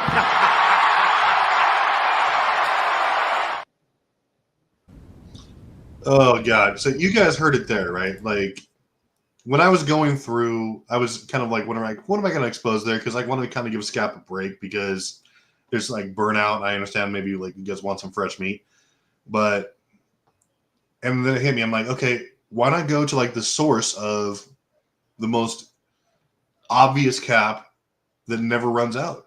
And of course, that's just Farm Fresh and like Michael Jordan fans are the best page. Just like you heard that. That was probably one of the worst takes, if not the worst take I've ever heard. Just based on absolutely nothing except for the most basic of like not even a stat, just the basic of like time. You just look at that and you say, you know what, I'm a casual, I have no understanding of the game, no idea how it works. I'll just look at these. Who has the most scoring titles? So it was so bad. It was, I want you guys to know how difficult it was to put together for you, just because of like how much bile and like just the laughter I had to control while I was doing it, and had to rewatch that video and get all the players and stuff. So anyway, his take was LeBron is barely even the 20th best scorer in history. So, he's based on it all on scoring totals. So, the 19 players he has above LeBron James. Okay, here we go. Now, and this is based only on totals. Okay, Tracy McGrady, Paul Anderson, Shaq, Kobe, Joel Embiid, Bob Pettit, Russell Westbrook, Steph Curry, Kareem, Neil Johnston, James Harden, Bob McAdoo, Kevin Durant, Iceman, George Gervin, AI, Wilt, Mike, Adrian Dantley, and of course George Mikan, his favorite player. Okay, now obviously there's so many reasons why this is ridiculous, but let's break down some of the numbers. Now, by the numbers, LeBron has a higher per game average than everyone on that entire list outside of Wilt and Mike. Okay, obviously he has the most points ever, which in itself is an accomplishment, and I would rate him over these guys easily for that. And he's easily the most consistent scorer of all time, without question. He also shoots a higher field goal percentage overall than everyone on the list except, outside of Shaq, Wilt, Kareem, and Adrian Dantley. So right away, you see like the cracks in his armor showing, but he's never going to talk about that because he's the definition of a casual and someone who doesn't know the game outside of a cursory level, if that. Okay? Much like Kobe number 8 over here. So we're here, and if we're talking results, okay, it's per game averages, total efficiency. Bron is, there's no argument you can make that he's not at the worst a top 5 scorer of all time. I have him top 2. Okay. Now his scoring titles argument is also ridiculous. Okay. So the only players on the list who actually won a scoring title while shooting at least 50% or better were there's about 9 of the players. So roughly about half of them accomplished that. But what's more is that as this product was actually coming almost exclusively from a result of everyone on that list who weren't winning scoring titles was doing so, probably leading the league in overall shots taken. Okay, in fact, 61 times the scoring titles were accumulated by these players over the course of their careers. Okay, out of those times, 42 of them were accompanied by a player also leading the league in overall field goal attempts. Okay, it's about 70%. So 70% of the time, these guys are doing so because they're just leading the league in not efficiency or anything like that, but they're just leading in overall shot attempts, which is to be expected. Any legitimate fan knows this. Okay, so it's just ridiculous. And it's another fun fact: out of the players named, only Steph Curry, Embiid, McGrady, and Adrian Dantley did not lead the league in total attempts at least one time. Okay, so there's a definite pattern here, and it just. This take is so bad. Like everything debunks it, whether you just look at the numbers, the efficiency, the consistency. And all these guys were, a lot of them were just flash in the pans as far as like leading the league in scoring. You even have like, you're having guys like Allen Iverson leading the league in scoring when they're shooting like 41, 38, 39, 40% from the league, or from the field. Ridiculous. Same thing with Russell Westbrook. There is absolutely no argument you can make that these guys, aside from I have Kevin Durant as a better scorer than LeBron James. Okay, we all know why I have that. But other than that, there's really no argument you can make that they were a better or more effective scorer than LeBron James. I mean, especially if we're looking at any metric that we want to use, offensive win shares. I mean, you can argue Mike, but consistency, efficiency, also from all 3 levels, LeBron has actually developed and honed in his 3-ball, especially the last 4 or 5 years. That's become an integral part of his game, which I give him a lot of credit for because he started off where, like, I think the worst thing you could say about him offensively was that he had maybe an inconsistent jumper and inconsistent 3-ball, but he's actually improved those things wildly, especially as he's gotten a lot older. So it's just one of the worst takes in history. And, I mean, those are just a few things to debunk it. The list was way too long, but, I mean, those are the main things that just, out the window, you can just say that it was so easy to do that. But moving on from that, question today, of course, from the GOAT, Adrian Knight, which you don't see anyone coming for his crown anytime soon. But question today, does Shea remind me of Jordan? I mean, they have similarities, man. Shea, I mean, they have similar footwork. I think Mike was a little better footwork. I think Mike had a better first step.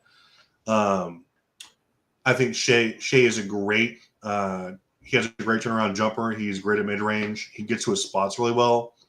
Obviously, he's a better 3-point shooter for volume right now. They both have similar characteristics defensively. They have great hands. But, I mean, it's tough to say that because Mike just had such an arsenal, especially like when you're getting into finishing, body control. I think one of Mike's main attributes was body control. Body control, still able to maintain an accurate shooting percentage while you're kind of adjusting for the defense. But Shea has all those things too. Shea's a fantastic player. He'll be an MVP candidate kind of going forward. But, it's similar. I mean, you can draw parallels to a lot of players. And, not just Mike, but, you have guys like Kobe, T-Mac. All these guys were archetypes, prototypes for some of the late players like Ant-Man, Shea, guys like that, Tatum, to a degree, Mitchell, all these guys. You can see some similarities. But anyway, that was one of the worst takes ever. There's 100 more of them to the farm, which I will do for you guys. And that one was just egregious. So we'll be back next week with even more just epic trash from that page.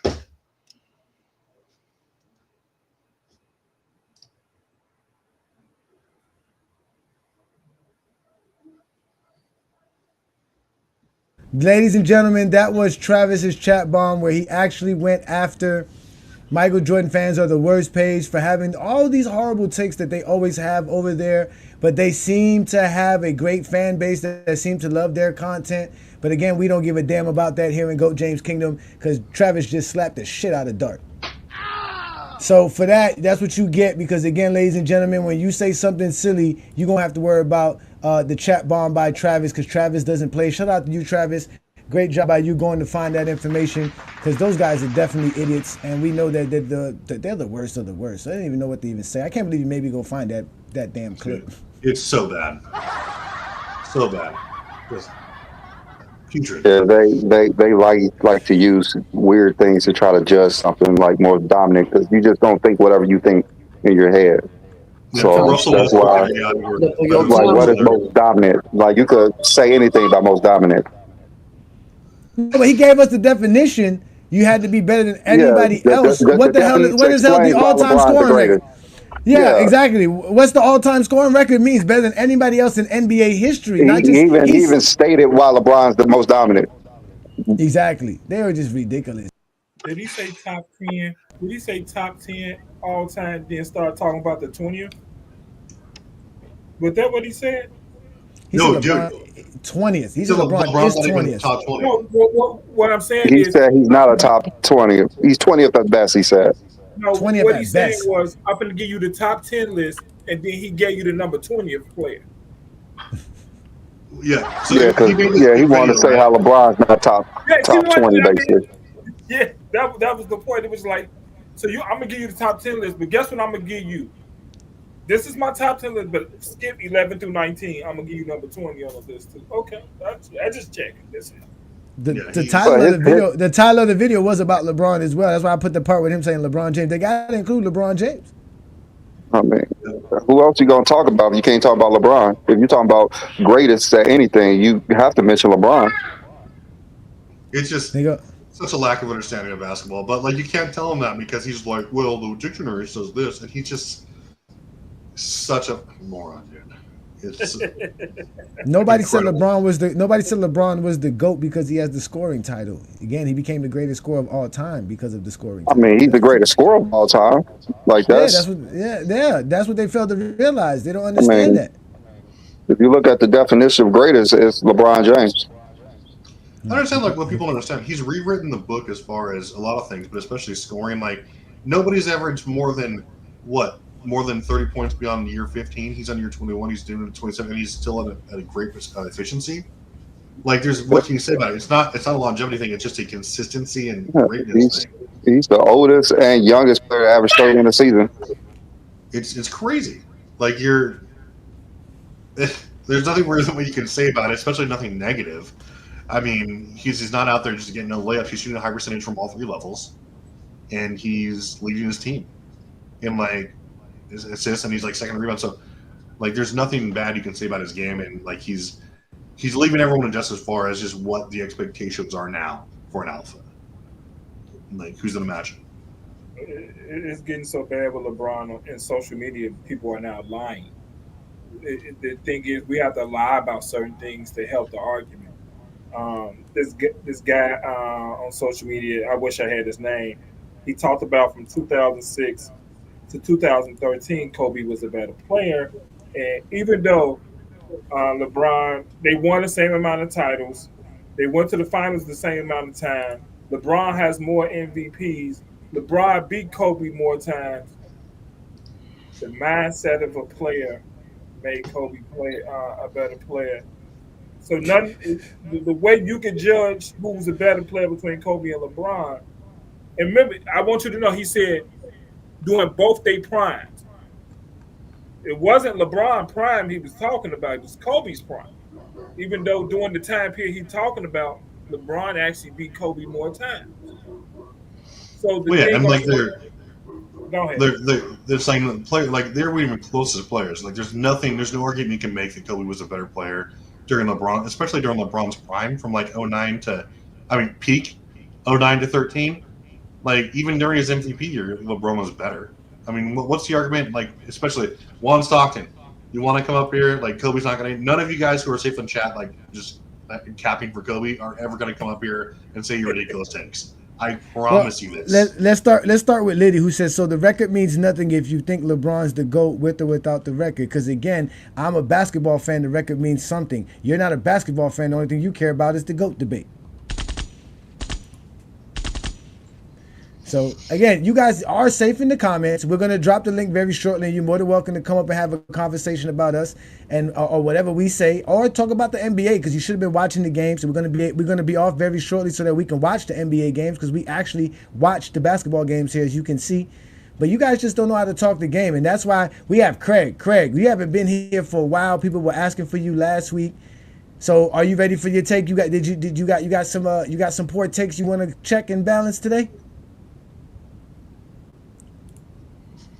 Unmute yourself, Craig. You got to unmute yourself, Craig. It was something that happened earlier. It's not really to address it, just a comment. Well, it was a post that was made, and I chimed in.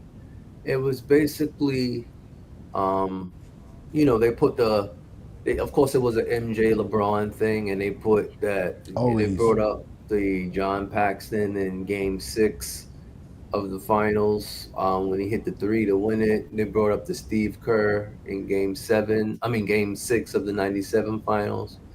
And they were trying to compare that to LeBron's take. So my only comment was, all I asked was to show me Game 7 where Jordan's teammate shot a three that ultimately assisted and led in a way to a title. Show me a Game 6 where it had this Jordan teammate miss the shot and they were to lose the game, they would have been eliminated. Show me those games and then we can have a conversation, because the only thing they did was to add on to the whole 6-0 thing, which I don't subscribe to that much, is that all you could say was those shots prevented a Game 7 from being played in the finals. So I just tired of those comparisons. Ray Allen didn't save LeBron's legacy, and John Paxson didn't save Jordan's legacy. They did what they were supposed to do at the time their team needed them the most. Leave it up to Craig to make Liddy feel right. Good job to you. Good job. I mean, all this other stuff, everybody has a responsibility on the basketball court. Everybody has a role. So, yeah, those guys hit their shots. Those were clutch shots. But that's what they're there for. Like you said, they're there to hit their shots. I hear you on that.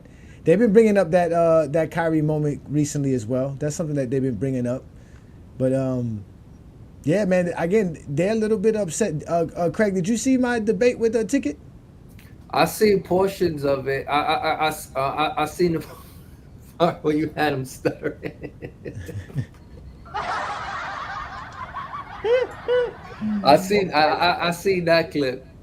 Oh my God! Ever since then, they've been out on the droves, man. If you go check us out on GOAT James Kingdom, like I said, man, we are all over the place. You can follow us on YouTube, we're on Facebook, we're on TikTok, we're on Instagram, Discord, Twitter. And they're all coming out right now. They're all coming out the woodworks because they saw what happened to Ticket TV. Again, when you're not prepared to talk a game of basketball and you encounter A. Johnny, and then you try to get disrespectful, then you end up encountering the exposer.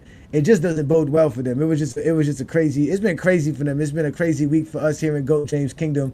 So shout out to you, Craig, though. It's good to see you back here on another Sunday because we're having some fun. Again, we were talking earlier today. We were talking about, who are still the most popular players and the most attractive players to watch in today's games. Are you still just watching the games to see Stephen Curry, LeBron, Kevin Durant play? Or are you actually watching the new guys play like a Ant-Man, like a Luka, Jason Tatum, Wemby, Donovan Mitchell, SGA, all these great stars we see. Trae Young is balling this year. We got a lot of great guys. Jalen Brunson, Karl Anthony Towns, Bam Adebayo. Kobe, what debate was you watching? To say Ticket won the debate, what debate was you watching? That's Kobe, the biggest clown on the channel, dude. He's never going to come up here and talk ever. That was another debate you watched. That was another debate. That's fine though. They can say what they got to say. They got to defend their peoples. You got to defend your peoples. When you got time to defend your peoples, you got to defend your peoples. And we're still looking forward to seeing Ticket again because supposedly he does want a rematch. So I don't know why y'all say he cooked if he's out here looking for a rematch. The only thing Ticket took was the keyboard on his cell phone when he was looking up information. Yes, that was classic. He was like, hold on. Wait a second. What? Hold on. Jordan, the all-time leader scorer in the finals. Period. That was his quote, right? Somebody said that Ticket was asking for timeouts. He was like, wait, timeout. He was. Anyways, but let's get back to the subject so we can get some folks in to have a conversation. But obviously, y'all know we don't deal with Zesty Jeffries all the time. We actually know some good LeBron fans out there. And as we always tell you, King John is one of the greatest LeBron fans of all time. He goes out there and he supports plenty of LeBron content creators and pages and channels. So with this week, ladies and gentlemen, we're going to give you Flowers by King John.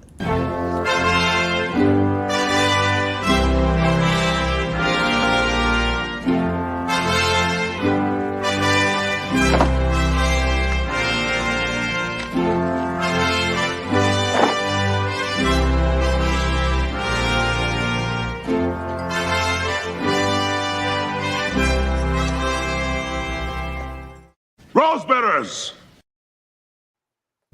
This week, the person we're going to talk about, he give us the most content out there, period. I mean, it's the number one content that you can give out from one person. This person has over 200 million followers on his multiple social media pages. And this maybe should have been the first person I started with when I started this segment. And that person is LeBron James. He gives us the most content. He has over 200 million followers. One of the reasons I wanted to talk about him this week, because he did bring up that he was going to step away from social media for a while.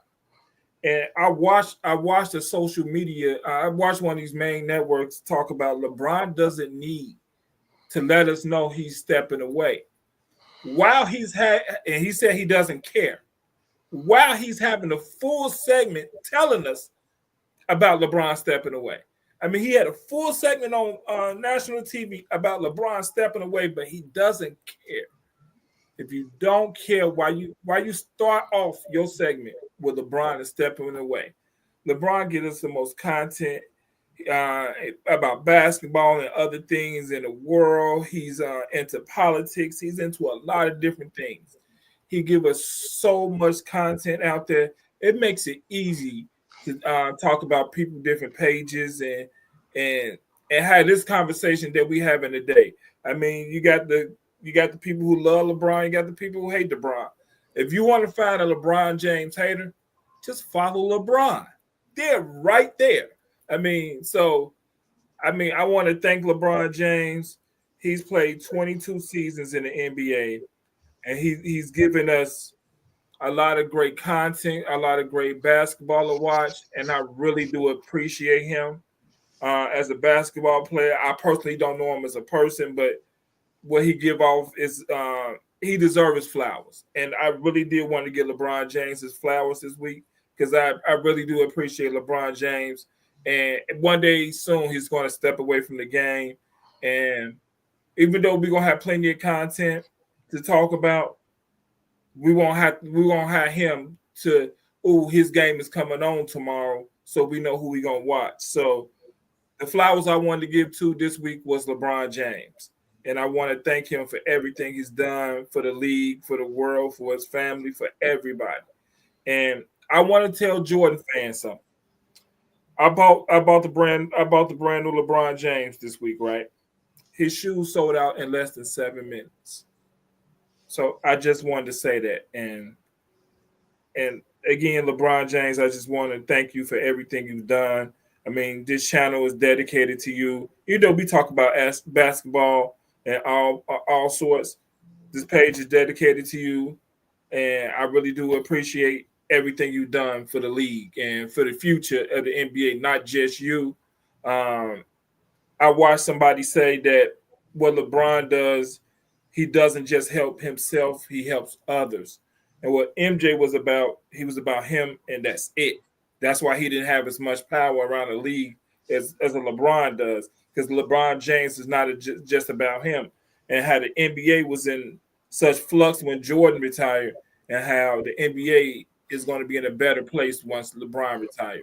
So again, LeBron James, if you get to see this, we're giving you your flowers and thank you for everything you've done for the league and for everybody and for people, period. Thank you. Indeed, no doubt, man. That's actually a great one by you, John. I can't even front on that. It is surprising that, yes, you did not bring him up for what he does. He does have one of the most strongest social media presence out there because he is the GOAT of basketball. Even though, like I said, the actual Zesty Jeffries can't help themselves. They can't appreciate how great he is, but we do appreciate LeBron James here in GOAT James Kingdom. Ladies and gentlemen, that was the flowers by King John. Great job by you, King John. And as we always told you here in GOAT James Kingdom, LeBron James is the GOAT of basketball. All you can do is sit there and cry like most of you Zesty Jeffries do.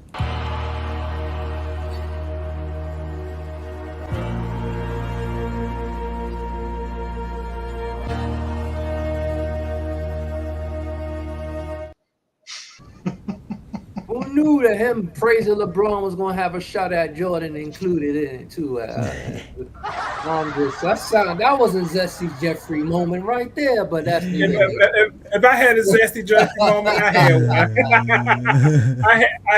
one. I had one.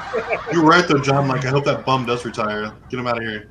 Oh my God. There's going to be a time where there's going to be kids that say LeBron James played against podcasters and gamers and he didn't play no competition. There's going to be a day when that time comes. They're already saying that now. All the Jordan fans are saying that right now. And I was like, that is so true. They're upset. They're like, why is he stepping away from social media? Was y'all really following everything LeBron did on social media? Everything he said? Yes. I go to my comment earlier. He's accessible. They can watch him literally 24 hours a day if they want. Yes. I sent his agent an email, John, trying to get him on here.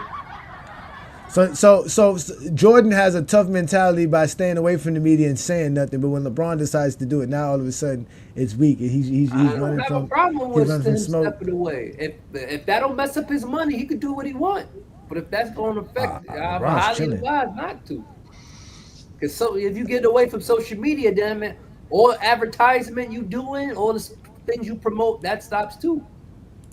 Oh, that ain't stopping. Somebody running his page.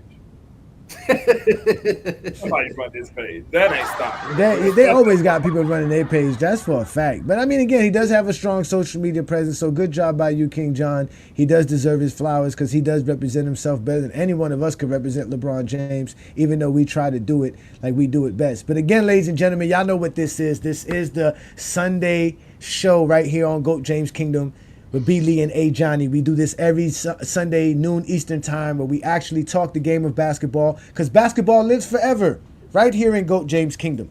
We're actually excited to watch the games. All of us here can't wait to watch Boston versus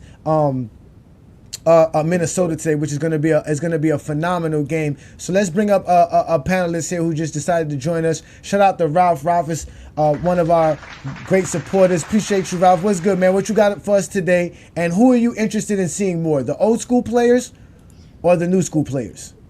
What's up, big bros? How y'all doing? How y'all Sunday going? Peace. The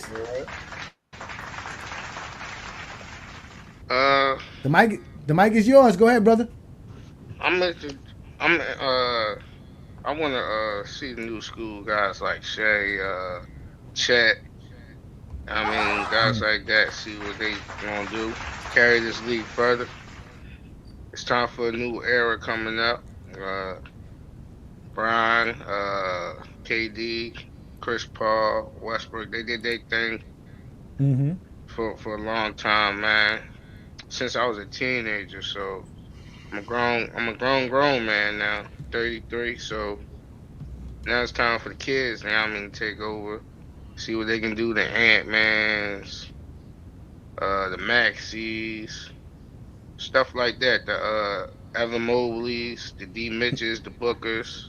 The Evan Mobleys. You said it. You said it. The Evan Mobleys. There you go. Tell them. Yeah, it's their league now, so we gotta see what they can do. The Mellows and all that. See, LaMelo went off for 50 last night. Big facts, man. He couldn't get 40, but he got 50 though. So,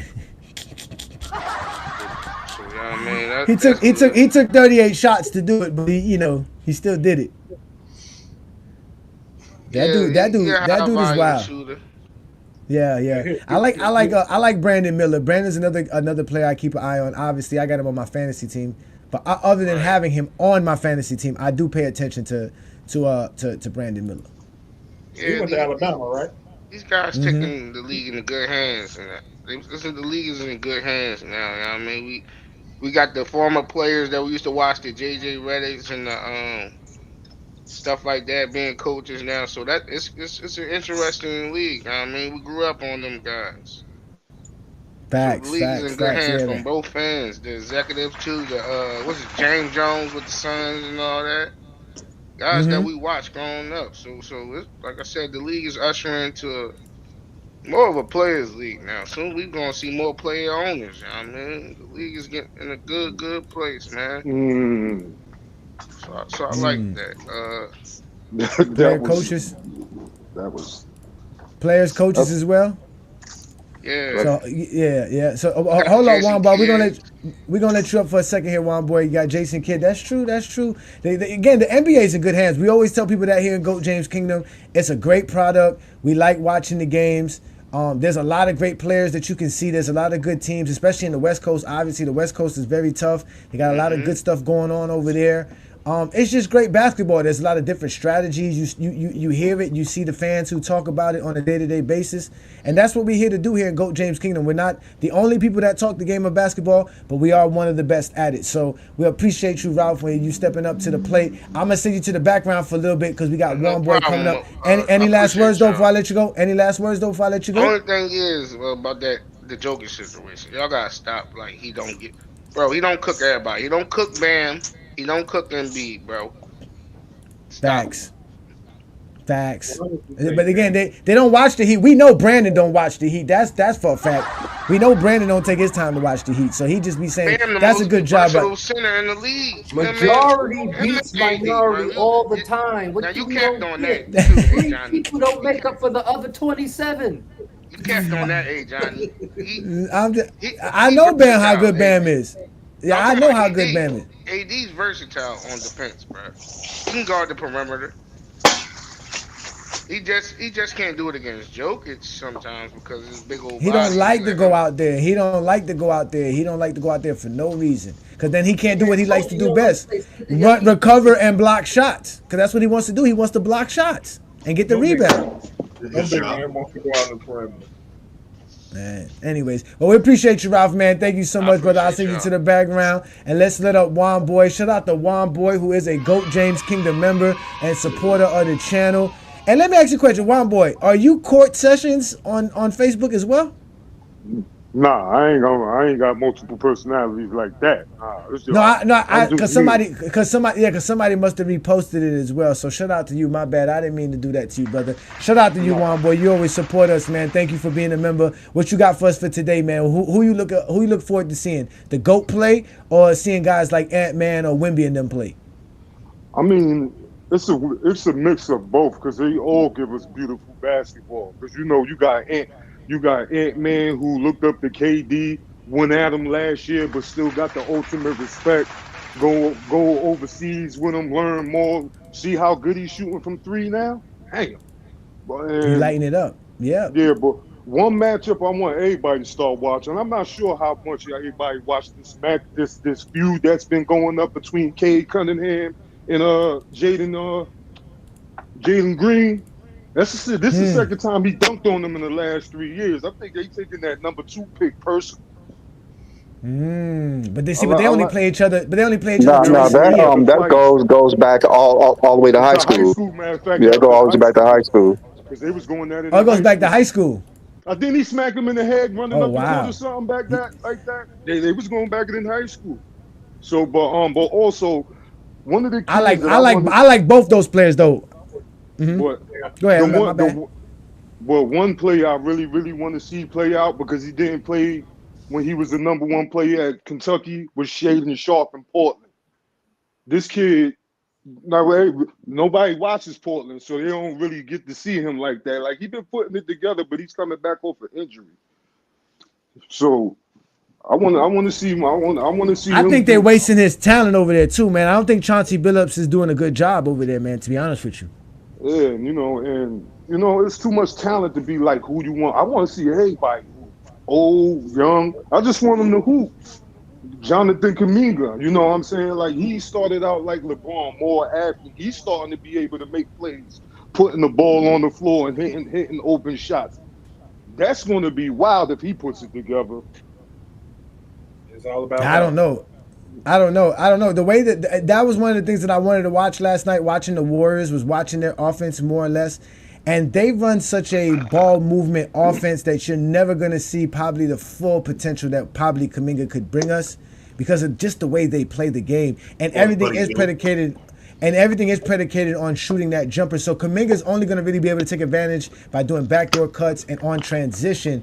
As far as when they're running their half-court offense, he's not that great of a three-point shooter, so he's going to be relegated to back cuts and being in the corner. So especially now that they got like Buddy Hill and some of those other guys who can hit the perimeter shot, but they move the ball so well over there, and they do. And the same problem that, like I was saying, Anthony Davis presents against Joker, most teams have against Draymond Green. Because Draymond Green can't shoot, most teams don't play him. They sag off of him, and because of that, you give Draymond Green the court vision to see the whole court. You don't put no ball pressure on Draymond Green, and when he's able to do that, their offense able just run way much more efficiently, and that's it. But then when you do press up on Draymond Green, what you do is create more space for all their shooters. So it's kind of like you in a conundrum, especially with Steph Curry just running around left and right, and you got to worry about him at every turn. So it's just crazy though. Like you said, the game is great.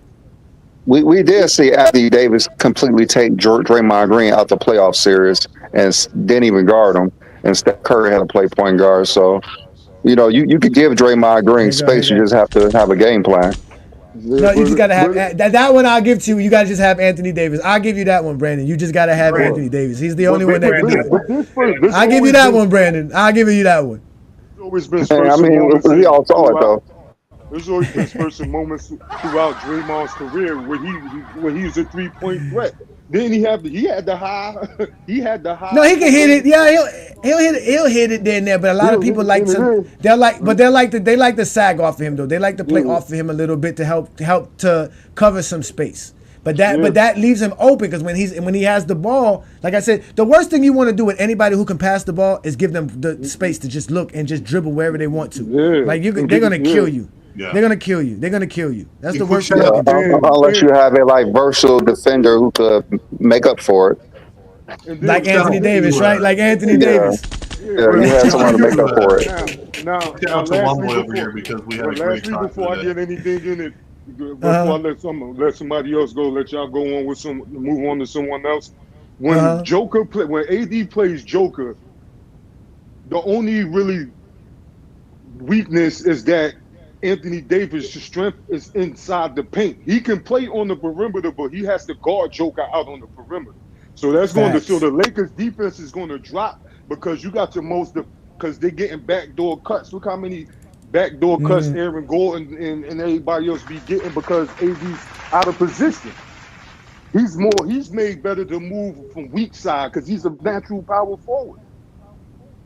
One boy, quick shout out to you because we had a great talk the other day on Facebook and it was a good exchange. Appreciate that. Oh yeah, ain't no hard feelings, and I see you up there, Craig, trying to be quiet, man. I see you, dog. Hey, Craig, they missed you last week. They missed Craig, man. Craig's a star, man. But Craig got off to a good start today. I just want him to be consistent. That's it.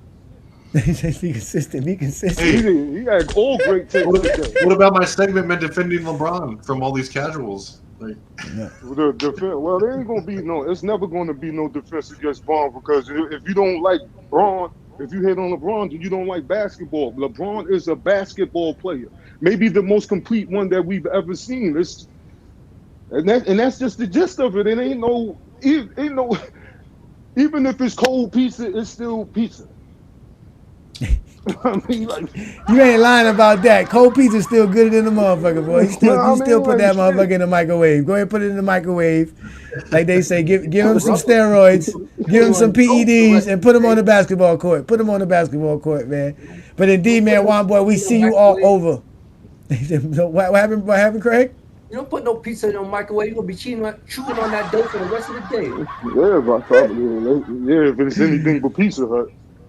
Oh, shit. Pizza Hut is nasty. Oh, my God, man. But, Juan boy, we do appreciate you, man. We see you in our Facebook group. We see you all the time creating great content for us and out there battling people in the comments. Because, they always safe in the comments because they don't got no balls to step up on the mic and do the things that we do here in GOAT James Kingdom. And shout out to you for being a GOAT James Kingdom member. And as usual, as a GOAT James Kingdom member, don't be too shy or too coy to reach out to Brandon and I. You know how to reach us. We're at GOATJamesKingdomShow@gmail.com or GOATJamesKingdom@gmail.com. And we're going to actually have a special Friday night exposure for y'all because we got Black Friday coming up this Friday. So I got a special show, and it's going to be a members-only show. So all GOAT James Kingdom members, be prepared. We're going to have a fun show, and we're going to have some discounts, and we're going to have some purchases being made because we're going to have some fun on Friday night. So I appreciate you, man. Thank you again, brother. Thank you so much, brother.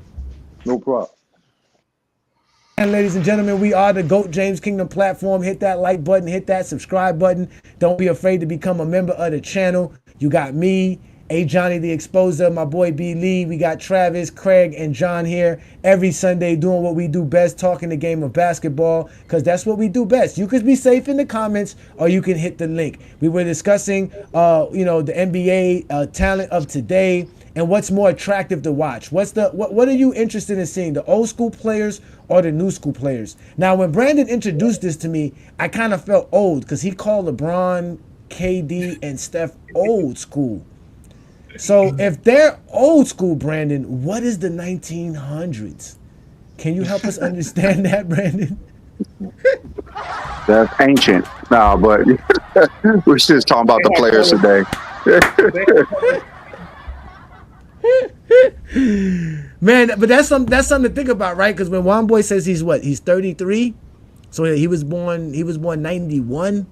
Man, that makes me think like, wow, you know what I'm saying? Like, he only saw 2000s basketball. That's what I'm saying. When he was 10 years old, 15 years old, it was the 2000s basketball. It was 2006, 2007. He was watching Iverson, Kobe, you know what I mean? Kevin Garnett, Dirk Nowitzki, obviously LeBron, Wade, you know what I mean? Melo. Guys like that was what he was watching. He didn't even get to see Prime Shaq. Somebody did tell me that I had to be at least 50 to talk about Michael Jordan. So, well, now I heard that's the new thing now, Brandon, right? Because that's what Ticket tried to throw at me. The fact that because he tried to bring up the idea. Because first he was like, "You got to be too young. How old are you?" Remember, he asked me my age, and I told him when I was 43. Then he flipped it, was like, "Oh, that's even worse because you actually got a chance to see Jordan." Right? And in their mind, you can't compare Mike and LeBron no more unless you actually saw Jordan play. That's their new niche, which is so funny because they don't do that with Mike and other players that they never saw. Right. They're better than everybody, so but they haven't seen everybody play. Exactly. So why did JJ Redick bench LeBron when he's like arguably their best offensive player, he's their best passer, and like one of their better rebounders, and they wouldn't be 10-6. They'd be like 2-12, like without him or whatever. Like, what are you talking about? What a bad I want to take. know what they mean. Lack of effort and the elephant in the room. What does that mean? Like, are you I don't talking about understand like he's not like a lockdown defender? Like he's still out there playing defense, like in directing his team towards wins in the Playing toughest functional conference. defense. Y'all want him to be a elite defender? Like what? Yes. I mean, if you want to talk But about they don't even know what an minutia, elite defender is. Ask them who's an elite defender. That's in the perimeter today. They can't tell you. there are things you can critique about any player, including LeBron, but just do it intelligently. Just be like, don't be Okay, easy- Grave Money. Tell us, Grave Money, who's an elite defender in today's NBA? Since you said LeBron's not, who doesn't stand around? Who do you like to see play defense? Since you said that LeBron, obviously LeBron don't play, so you don't like watching LeBron play. So we're gonna ask you, who do you like watching play? He don't know. He only watched LeBron play. Yeah, that's what I was just about to say. He watches LeBron play. He don't know anything about anybody else. Because they never do. So obviously they still want to watch LeBron play instead of watch any one of these younger players like David Moore here, who put OG Anunoby, who plays obviously good defense as well. We know OG Anunoby's a good player. Yep, shout out to you, Casual. We all know Jason Tatum plays great defense, right? He put Stephon Castle. I watched Stephon Castle play last night. I don't know how great of a defender he was because playing the Warriors is hard. You really have to hustle against the Warriors. You really can't. Like, there is no standing around versus the Warriors. You really got to run around all over the place, especially if you're playing the point guard and shooting guard position. Somebody here put Tyrese Maxey is the better second option than Kobe. Shots fired. You bugging. Kobe. Not in real life. Yeah, like Brandon say, not in real life. I found more material for next week. Right, he was talking about Kobe White. Oh, look, here go the backtrack. I'm a Braun fan, but he not playing to win. He should retire. I've been a supporter. This is not it. You're obviously not a LeBron fan. Win. What does that even mean? Not playing to win. I don't understand. People say they're not playing to win. Look, he's still making mad comments, but still ain't telling us who's the defender he likes watching play defense. Who ain't standing around playing defense in today's NBA. All y'all do is watch LeBron James play. Okay, so who's Grubman? That's right, Evan Mobley. You hear them people talking. Evan Mobley's been this year. I'm talking about this year. Like who? Who's in there also going to give you the offensive production brought in with passable defense and lead the team in every other metric, like except for like rebounds and blocks. Like who's going to do that? LeBron. It's like we've said countless times. It's hard to be like the best two-way player in the league or the best defender and the best scoring option on your team consistently. Like LeBron's defense is fine and like he's a maestro offensively. Like you're asking the impossible. Like how many prime guys were doing this? Like who? Like Larry Bird? No, what happened to this man? They can't tell you unless you tell them. You have to tell them who the prime defenders is. So you got to answer your question with a question. Yeah, I mean, look what he just said here right now. Look what he just said. Let me go find his little silly comment. Let me see it. Let me see here. Did he erase it? Let me see. Oh yeah, he says right here. He don't try. It's a layup line. So basically, he's saying that teams don't play defense. So nobody plays defense in today's NBA. So why are you holding LeBron to any standard if no one plays defense? If everybody just let LeBron get a layup line, so why is it a problem that LeBron don't play defense if everybody else is just letting them get to the lane? Because he came if that's from the an case. era when they play real defense. They're the silliest. That's what I'm saying. That's how you know they don't know how to talk the game of basketball. And that's why we have great GOAT James Kingdom members like Ishmael, who does know how to talk the game of basketball, and who's also part of the younger generation of NBA fans who watch the game via streaming. Because that's what you have to do if you want to watch the games. If you want to watch it, you better find a way to stream it. Whether you do it legally or illegally, streaming is available to you. So shout out to you, Ishmael. Thank you for joining us. We're talking about the players that are the most attractive and most popular to watch. Is it the old school guys or the new school guys? What are the players you like to watch? What do you have? What do you have for us? I mostly watch the old school guys. Since I'm from the Bay Area, I do watch Steph Curry. I do watch Kevin Durant. I mostly watch the old school guys. The only new school guys that I watch is probably Anthony Edwards, and more because of his attitude and the way that he plays. It kind of resonates with some of how the older players played in the 2000s, like the KGs or something. It's the mentality thing for me, and so I like how his game is played. He's a great player, and that's pretty much. I may not stick around a lot. I'm not saying that the NBA is not great at all, But I just think that I just have more of a connection with watching LeBron, Steph, and KD. The NBA, I think, will be in a better place. Will be in a good place for the next generation. There's some fantastic basketball players, some good basketball. Like I said, I just mostly watch the old school players. Okay. You know, So that means also, I think NBA it's hard All-Star game when format. when we just got done watching like the USA team when the three best players was Steph, LeBron, and KD. So it's kind of Yeah, hard they to, really were the yeah, best it's players. crazy. they were like they literally Tatum took was the best over. player on the team. They literally took over while Anthony Edwards was not really. It's like he just wasn't there in order to make some impact when the game was on the line. It's like the old heads really knew what they needed to do in order to take over, and they did that. So it makes it more pleasing to really watch it from knowing that aspect of what happened in the Olympics. So, Yeah, but like I said, yeah. it's not like I'm gonna be a '90s guy where I'm gonna hate on the next generation of basketball or anything like that. Nah, I just feel that I'm more connected to watching the older guys. Basketball still play good. Luka, Anthony Edwards, Jason Tatum, they're all fantastic basketball players. You sound like you from the '90s. Fuck. No, no. That was a So whole wait. 90s. So since you don't watch too many of the new school players, you can't help this debate between Anthony Davis and Bam Adebayo, can you? Who's the better defender, Oh my Bam God. Adebayo Oh, or Anthony Davis? Let us know right now, Ishmael. Oh my God! Last night at the Discord, I did say some things about Anthony Davis, but I took it back. You I took did it say back? that he- You yeah, let them I- bully you? I know they were bullying you over there because they all Anthony Davis guys over there too. I know it. I know they were bullying you. I did say that he was being soft and all that other stuff, but to be honest with you, he's really playing out of position. He's not a center. Oh, cry baby shit. Here we go. He's out of position. He's not a center. He's not a center. He's not. And Bam's not a center neither, but Bam plays his position and don't cry about it. Well, it's a mentality thing. I mean, to be honest with you, Bam is not expected to do much because he's just Bam. Anthony Davis is expected to have 35 and 15. Bam is like 15 and 10.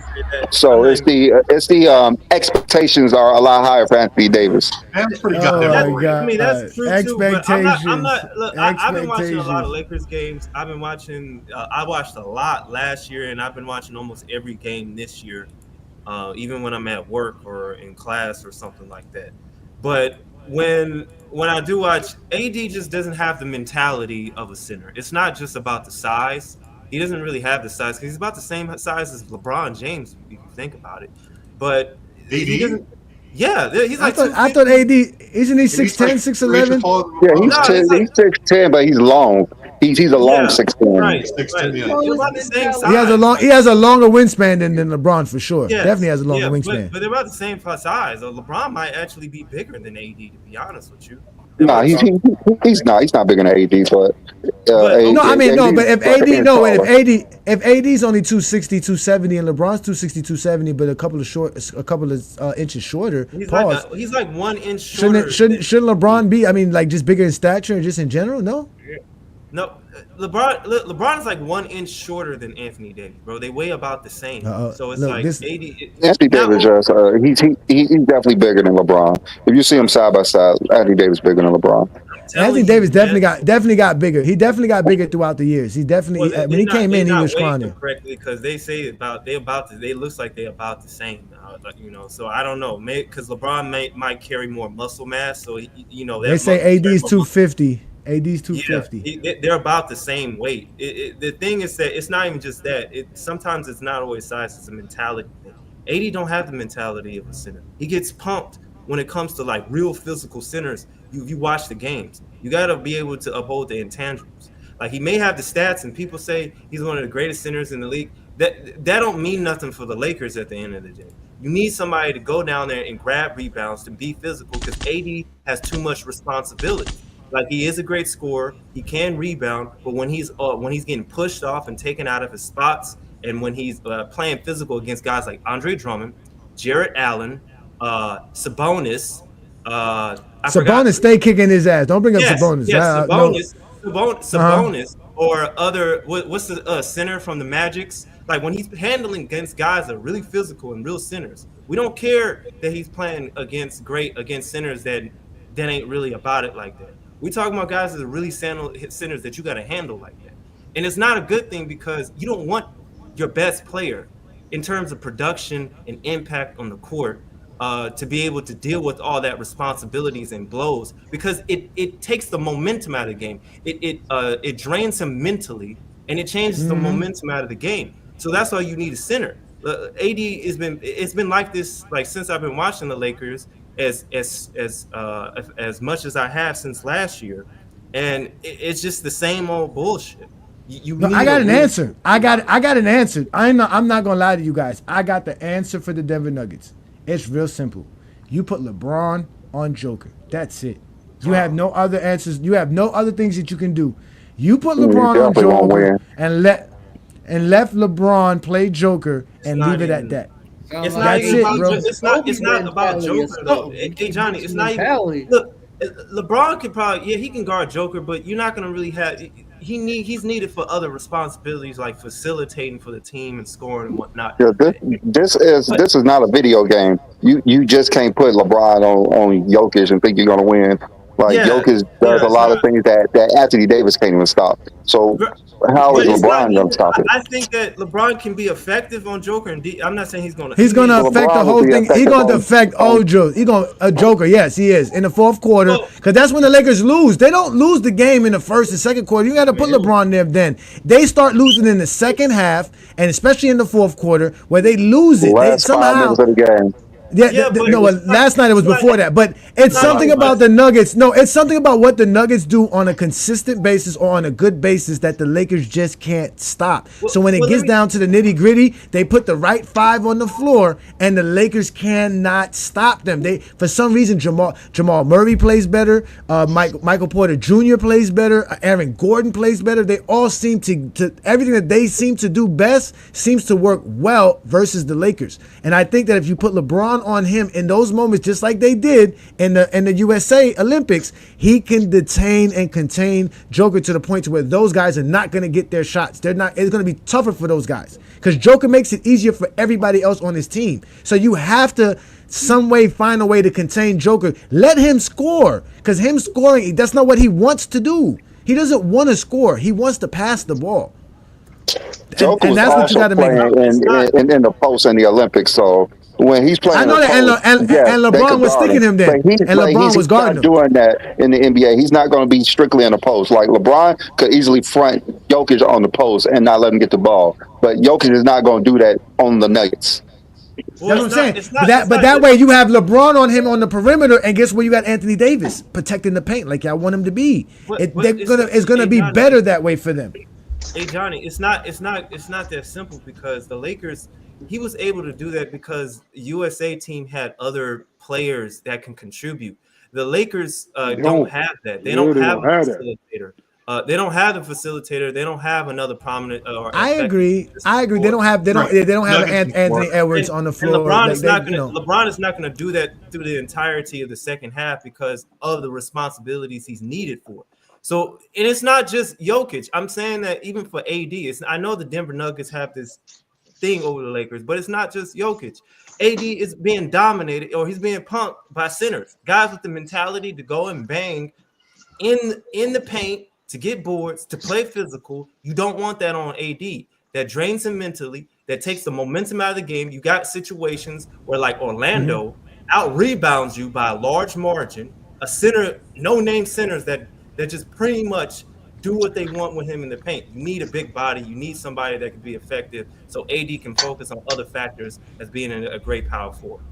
Damn, that don't sound like the Anthony Davis Brandon was explaining earlier today. But we got Low in the building. Shout out. I mean, he's just saying stupid shit like getting punked. Nobody's punking Anthony Davis. He's just playing out of position. Like I've been saying, he's not a banger.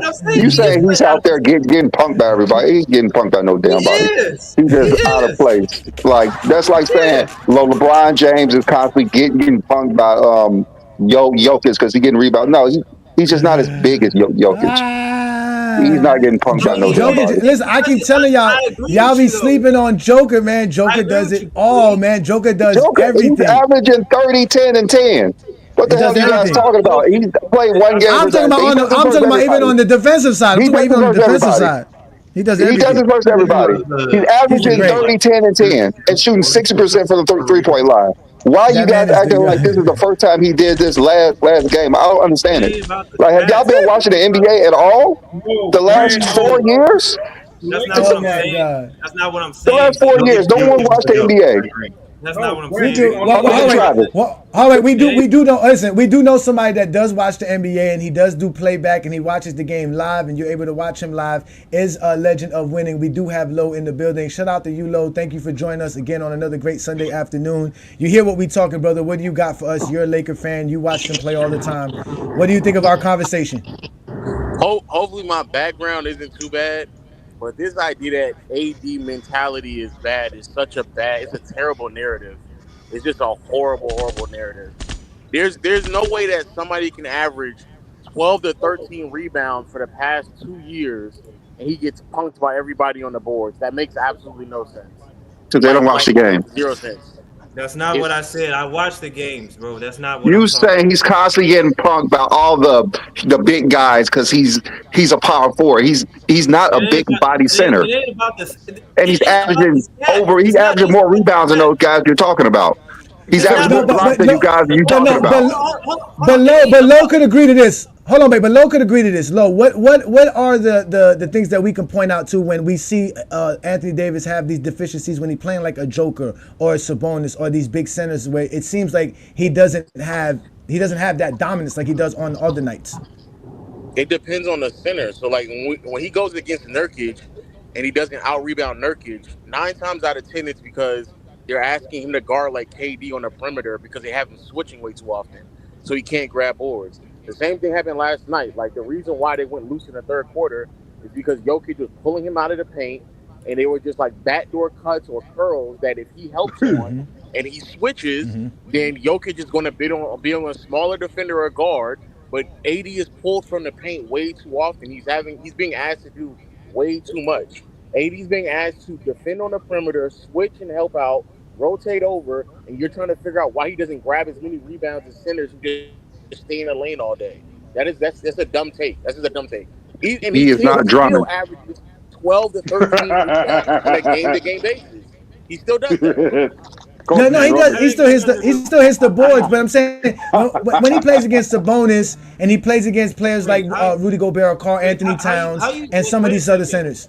Go ahead, Ishmael. How you use that he averaged more rebounds and all this other stuff the last 2 years, but then make the excuse that because he's pulled out into the perimeter he can't grab boards. That makes no sense. No one's saying that he can't grab boards. He can't do everything on the court. That's my point. He cannot stop everybody from scoring when he's doing everything.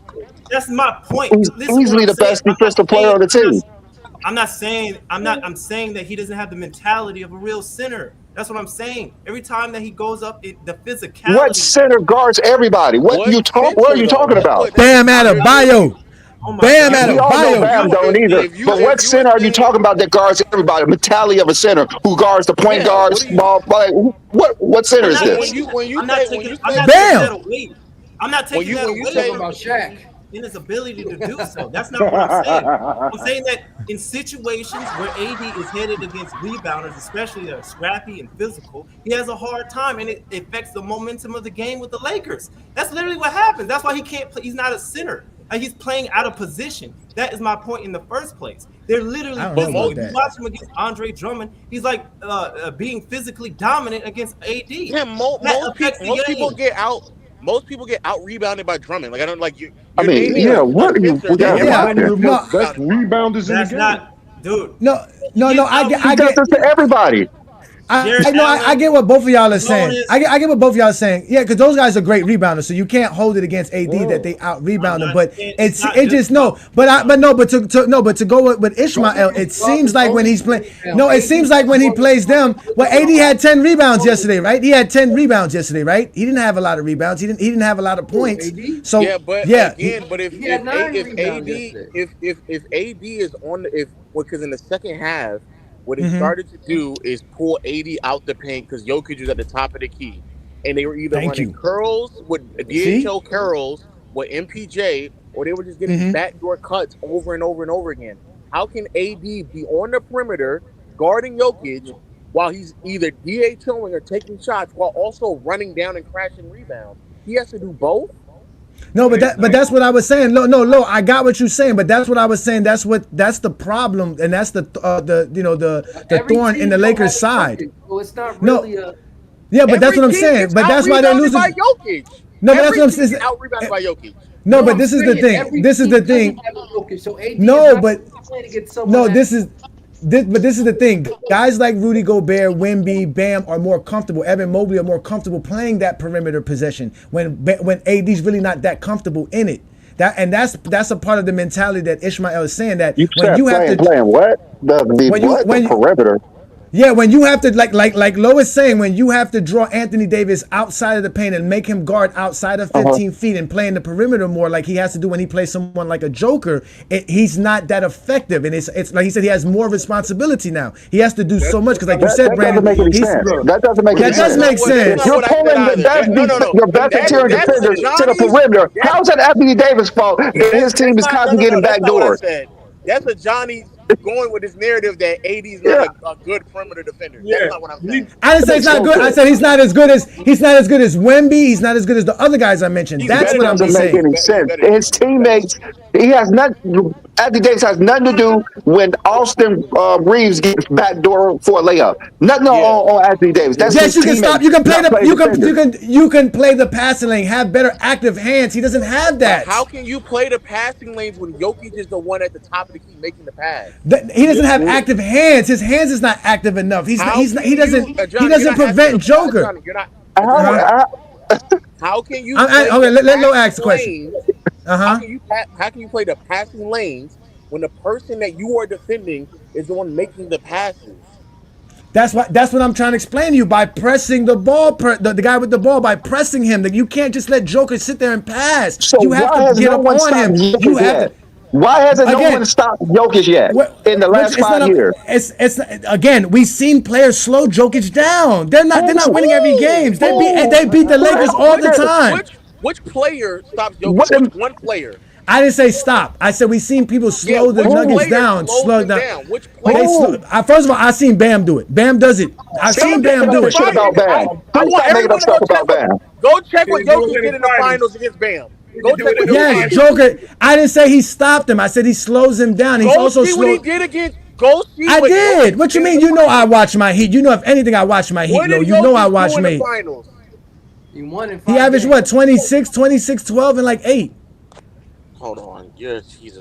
It's not even the point about Jokic. That's not even my point. No, it's about running the offense. Again, it's about disrupting a team's offense, because Joker by himself is not going to kill you. It's the fact that you're allowing him to make those passes from the top of the key. You have to get up on him. You can't let a great passer just see the floor. And Anthony Davis, literally have to create a new human to stop that. Just so you know that. It's not about stop. We have to create a new human in the lab to stop that. That's the only way. Jokic averaged 30, 14, and 7 in the finals. Not no 20. Okay, so I was off. I was off on the points. You was off on everything. Stop lying about Bam. That's not off. That's not off. No one believes about Bam. Stop lying about him, please. What does he do? What does he do against the Lakers? He dominated. The Lakers have won one out of the last 10 games versus them. Johnny, you know what? Johnny, you know what's so crazy? In that postseason run, his worst series was against the Lakers. What are you talking about? What, when they swept the Lakers? Yes, his worst series was against the Lakers. Yes, and that was because of Anthony Davis. I want to be clear. There is not one player that is going to stop or slow down Jokic. Everyone defends him with multiple bodies. There is not one player, because even if you have a really great defender on him, he's just going to take the defender out of the lane, run DHOs, or spot up and completely demolish any value any rim protecting, rebounding big may have, because they're going to be on the perimeter. So in terms of Jokic, there is nobody. In terms of Sabonis, it's the same thing. They run DHOs. So you're asking AD to guard someone on the perimeter as they run DHOs, and if he doesn't step up, then players like Herder and Keegan Murray are coming off of curls Yep. and kick downs, and they're going to be knocking down shots. So then when that happens, AD is now forced to switch on Keegan Murray, which now means that Sabonis is at rebounding position, or a bunch of players are at the rebounding position. The problem is that there's not enough athletes on the Lakers, so AD has to defend the side and also come on the perimeter and rotate over and help, which puts him out of rebounding position. That's the problem. And also, the last 2 years, it's been Jamal Murray beating the Lakers. The last 2 years in the postseason, it's been Jamal Murray. What does that have to do with him? I've been watching the Denver Nuggets dominate them. What does that have to do with? It's not even it's not the rebounding. It's the fact that Anthony Davis doesn't put enough pressure on Joker on both sides of the floor. He just doesn't do it enough. I agree that when it comes to like Jokic and him like being more aggressive on him, like last year in the playoffs when we went 5 with them, he put a lot of pressure on him in that series. But majority of the time he doesn't. But this idea that like he's afraid he gets punked by bigger bodies. Most of the bigger bodies that you're referencing, not a Johnny, the other gentleman, that you're referencing, bro, they're on teams where he just has to switch more. AD has to switch on Keegan Murray. He has to switch on KD. He has to, when we played Zubac last year, he was switching on Kawhi. He was switching on Paul George. He switches on wings because we don't have anybody. We don't have enough athletes on the perimeter to defend their actual position. So we're just hoping that he switches and then LeBron or Rui can crash on the boards while he switches on the perimeter. No, that's not what I'm saying. I understand what you're saying. That's not what I was saying. I'm talking about just basically an intangible aspect, a physicality aspect. It's not even just the rebounds itself. It's the fact that AD is just playing out of position. His mentality is not based on the center. He has a lot of responsibilities, which I agree, which is scoring, his production-wise, and his impact on defense. And I don't see that. I think that can affect him as a player and change the momentum of the game when you try to when he has to deal with the physicality of a lot of these centers who are made to be that way. He's not necessarily made to be that way. That was my premise. I'm not saying that AD is soft just because I'm saying his mentality is not there to play that position. So how is he averaging 30 right now? That does he got the GOAT because he got the GOAT with him. It's not just about box score stats, my guy. It's not just about he's a great offensive player. He's a great scorer. Okay, that's not what I'm saying. I'm saying that you don't want your player he's not a true center. You don't want your true center to be able to, the fact that you don't want your best player who's a scorer, who's not a true center, like say Jokic, just for example, right? Who deals with the physicality and can score at the same time. That's not AD. That's what I'm saying on that situation. I'm not saying that he's not. He can't be Joker though. Nobody can be Joker. It's just it's the words you are using, Ismael. It's the words you are using. I know that. I know that's an extreme example. That's one of the best examples I can use. I know that he's not in the lead or all that other stuff. I'm saying they are true to their position as centers and great scorers. AD is not. He's it's not even. It's the word you're saying. He's getting punked. He doesn't have the mentality. He's getting pushed around, but he's averaging 30-12 with 2 blocks. It's the words you are using. Okay, my bad. I'll reframe my words. He's not getting punked. I just think he doesn't have the mentality to be a center. Okay, he doesn't. He's not trying to. He doesn't have the mentality, or he doesn't have the frame to be a center.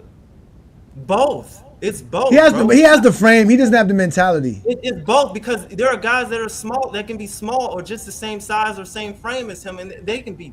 They have mentality. Name 5 of them.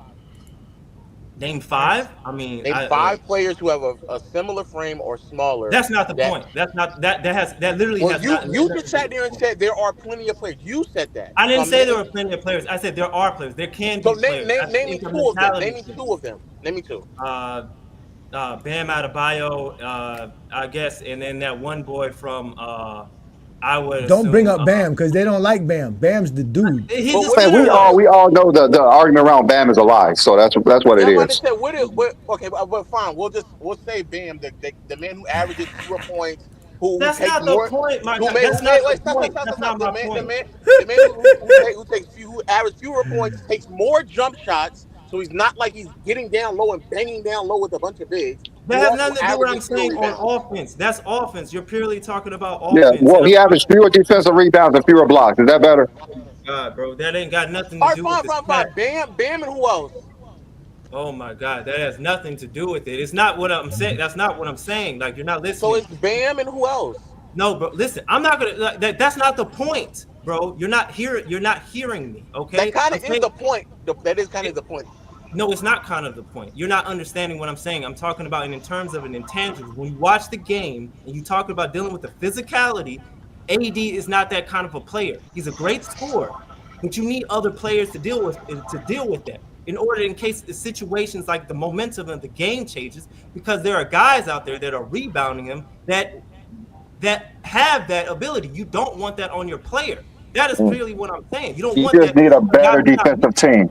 That's all. That's just what you're saying. You need a better defensive team. I think the Lakers need a better defensive strategy. I think they need a better defensive strategy. Or that, one of the two. Let me ask you this, Lo. Did you watch the Denver Nuggets and Dallas game earlier this week? Yes. Did you see how Dallas was playing against him? Even though Joker still had a good game, but did you see how lively was? Even though he got in foul trouble as well, right? Because that's what it takes. That's the problem, is that you then run the risk of just getting in foul trouble because Lively and Gafford, and that's nothing. They're not going to score. You're not asking Lively and you're not going to. No, I agree, but my point is that you see how physical they. You see how physical they was with Joker, though. You see how they were moving him out of his spots. They were pushing him further away from his positions and things of that nature. But the problem is that they have more bigs. Like right now, Jackson Hayes, the Lakers don't have that. Big. That's the point. That's literally the freaking point. You didn't understand. That's the point. Like, you didn't make that point, Ishmael. You did not make that point at all. You didn't make that point at all. Your argument. Oh wait, let Lo get it right quick. Let Lo Ishmael. Let Lo respond. Go ahead. Your argument wasn't that he can't throw his body around because he doesn't have another body next to him to get away with extra fouls. I said he's playing out of position. I literally said he that. You can argue that Gafford is also playing out of position as well, but the reason why he's willing to be more physical is because he has another big that they can rotate in, so he can give all 5 to 6 fouls. AD cannot risk. They got PJ Washington because there aren't no other people. Yeah, he can't. No, okay, so all right, so what Brandon and Lo is basically saying is that AD does have the ability to be that physical, but because the Lakers are so deficient defensively as far as having any perimeter defenders, having any other bigs to help support him, basically Anthony Davis is strapped. He can't do everything on the court. He can't give you the 30 points per game plus the 12 rebounds and go out there and be physical with Johnny, do not repeat what I said earlier when you completely disregarded it earlier. Of course I disregard it because I watch Bam Adebayo, but now the only thing I can say for you is that Bam Adebayo is not aggressive on offense. I wish Bam was as aggressive on offense as he is on defense, or as aggressive as Anthony Davis is on offense, but he's just not. He just doesn't play that aggressive, but he does dominate the defensive side of the ball. He can play physical. We don't need a backup center in Miami. We don't need great defenders in Miami. We just got Bam. But mind you, no, I know, but we rarely play him, which I find weird. We should play him more. I right? find that weird as well. I find that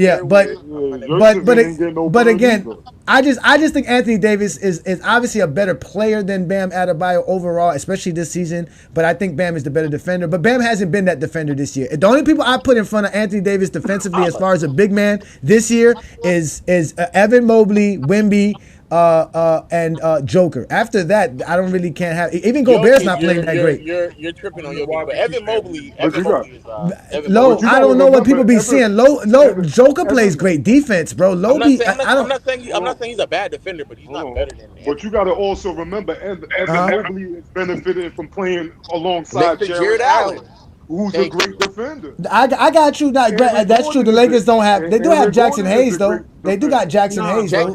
But he's out in the ass. He's softer than AD. Oh, Jackson Hayes is hurt. Oh my God, Jackson Hayes stay hurt. All the players you listed, Anthony Davis better than him. No, let's get out of here.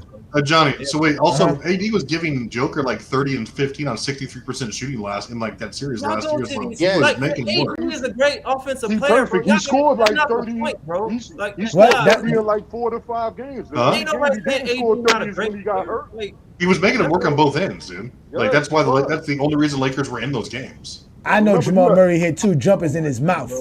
Yes, he gave Jamal Murray the whole side of the floor, which was bad defense by Anthony Davis. Because he's guarding everybody. They knew that switch was going to happen. They knew that. Murray knew he was going to get that switch. He knew he was going to get that spot. He knew Anthony Davis couldn't stop him. He knew it. And that's why I agree with you, Johnny. Well, LeBron ain't guard him. I agree with you, Johnny. Like a tough jumper over him, like. They knew that shit. They concede on those switches way too often. Way too often. Like way. The Lakers are. I just find it weird because there's times I watch Anthony Davis and I'm not gonna lie. I be like, damn, I be wrong as hell about Anthony Davis. There be times I be like, damn, this dude is serious. But then you see things like. But then you see things like last night, and it happens against like Ishmael said, against the centers that are very versatile, that can play either inside or outside. And it just seems like when he has to do both, when he doesn't have to just sit around and block the paint and do his cuts to the rim and his pick and rolls to the rim and hit his little pop jumpers, he's out of touch with what's going on, and that's the only thing I don't see. Like that's the thing that bothers me about Anthony Davis. It's like you got everything. What you talking about? He's out of touch with what? Like. He was like, I don't know. Explain that. I don't know if Detroit plays the same. What Lowe was saying, the same system that like the Kings does with Sabonis and the Denver Nuggets. Jalen Duren is a physical center. But Detroit, Jalen Duren is good. He's a beast for real. But he's not an offensive threat. But he's a very active center. He can he's gonna bang, and he can set a lot of screens. Stewart is gonna bang. I'm about to say it was the fact that they have Duren and Stewart who are going to go out there and rebound, and then you're asking AD also to guard Cade at times because nobody else is guarding Cade because LeBron isn't going to guard Cade, and then we'll have smaller guards guarding Cade. So anytime there was a switch or they set a screen, it will best benefit everything that was going on if AD could guard Cade. But that's not the reason we lost that game because Ivy started to get off. Ivy Ivy was we didn't have nobody to guard nobody. He's too fast. The problem is that even if AD is in proper position, any action we're conceding switches way too often. And so even if AD does a good job on the perimeter, they'll just kick it to somebody else, and then somebody else will get torched. And now AD's not backline help anymore. And they're just like, all right, then now we're just getting the other team's getting easy. Yeah, you don't have Caruso no more. You don't have KC. I mean, y'all picking out the few games that the Lakers lost and saying this is why Anthony Davis is not good. Like the whole team had a bad game, and y'all blamed everything on Anthony Davis. Nobody's saying that, B-Lee. Nobody's saying that. That's exactly what y'all saying. You talking the 2 games that they didn't play well in is Anthony Davis' fault. When no one played well in it, LeBron played terrible in both those games.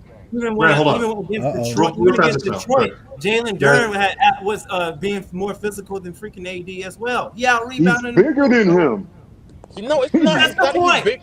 He was being more physical against who though? Was it AD or was AD having to jump in your test and then Duren and Stewart they don't have to jump and they can just grab the offensive rebound and go back up with it? Bro, I promise you, majority of the time, AD is not in position to grab the rebound because he's either on the perimeter or he's rotating over to send help because somebody else blew an assignment. Which one is it? Is it because he's not in position or is it because of the names of the players? So it's like, he's helping out everybody. Wait a minute now. Gaining possession though. Gaining possession is a part of knowing your angles, knowing the spot of the floor, knowing how to be physical at certain spots. Because this is my thing, Lo. That's what I was telling these guys earlier. It's even on offense, because that's what Jalen Duren was doing, was pushing Anthony Davis away from the rim on offense. Because once you put Anthony Davis and make him a perimeter guy on both sides of the floor, he's not that effective. He's definitely one of the greatest finishers in the league. You can throw lobs to him. You can give him the ball very close to the paint. He can finish very well. Left shoulder, right shoulder, whether he's spinning off of, whether he's fronting you or even spinning with, on posting up. But when you make him play more perimeter on both sides of the floor, he's just less any effective. Big man. Come on. That's any big man. Come on now. What big man are you that's going to have on the perimeter that's going to average 30 and 15? Name one. Name one. I got to dip out. Peace out. Here you go. Where did Low go? I was to say Low. I'm a big fan. AD will be even a better player Your if they had a style. center, bro. Good luck, Ismail, but Billy, I agree. And this AD hate's got to stop. Nobody's hating on him. I'm not hating on him, bro. Y'all love Anthony Davis too much for me, man. I mean, it's not about love. It's about just seeing the game and knowing how bad the Lakers are and what Anthony Davis is doing. They're not really that bad though. You acting They're like not that bad. you acting like there's other big men who are perimeter players who are dominating on offensively and defensively. What are these players? Who are these players? This year, there's not too many this year. Bam, I ain't gonna lie, not Bam. Wemby is one. Wemby is one. Wemby and Joker. Wemby and Joker is one. He would not play well. And I said, what perimeter 4 or 5s that you see who are playing well, averaging 30 and 12 offensively and defensively, they're just strictly on the perimeter. There's none. Yeah, unless you want to say Jokic. Yeah, Unless you want to say Jokic. But you act like Anthony Davis been doing this forever. You think Anthony Davis gonna average 30 for the rest of the season? Who's averaging 25 and 10? A big man on the perimeter. Carl Anthony Towns does it all the time. That's one guy we can bring up. What? Defensively? No, we're talking about a perimeter. No, I'm just talking about perimeter wise. No, being the guy. He's asking what big has the responsibility to be 25 and 10 and also be a great defender. And be a great defender? Maybe AD and wait. Are we asking AD to be a great defender, or he has the ability and the talents to be a great defender? We just expect him to be. Ask him because there's nobody else on the team you can ask to be a great defender. What are you talking about? I mean, technically, the Knicks are asking Carl Anthony Towns. Does he have the abilities? No, he does not. He doesn't have the ability though. He doesn't have Anthony Davis's ability. That I give to you. Yes, he's definitely not Anthony Davis on defensive side. That I give to you. But they do pull him out as well. But you Carl Anthony Towns is better in the perimeter than in the post. So you understand what I'm trying to say? So offensively, you have to worry about Carl Anthony Towns in the perimeter. That's why the Denver Nuggets are completely destroying the Lakers, because Anthony Davis is not a really true threat on the perimeter. So LeBron doesn't have the paint because Joker's there. But when why would Anthony Davis be up? Nothing.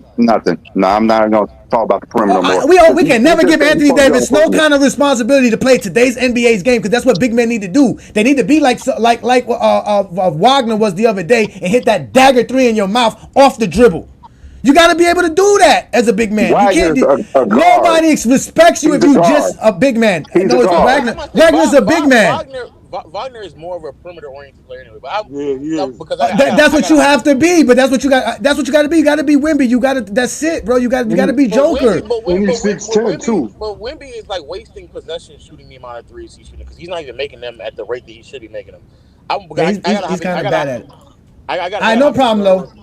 I got my real quick, but I want to tell you the only thing with AD is that, bro, before people criticize him, just please understand that quite literally after AD, the most athletic player on the Lakers is a 40-year-old LeBron. There aren't enough athletes and defenders on the team, bro. So when y'all be sitting here saying like, oh, he can't be like Evan Mobley, it's like, yeah, because he don't have Jared Allen next to him. Oh, he can't be like this. He can't be as good as Jokic and sound as like grabbing rebounds. Yeah, because he has Aaron Gordon next to him. Most of these Michael Porter Jr.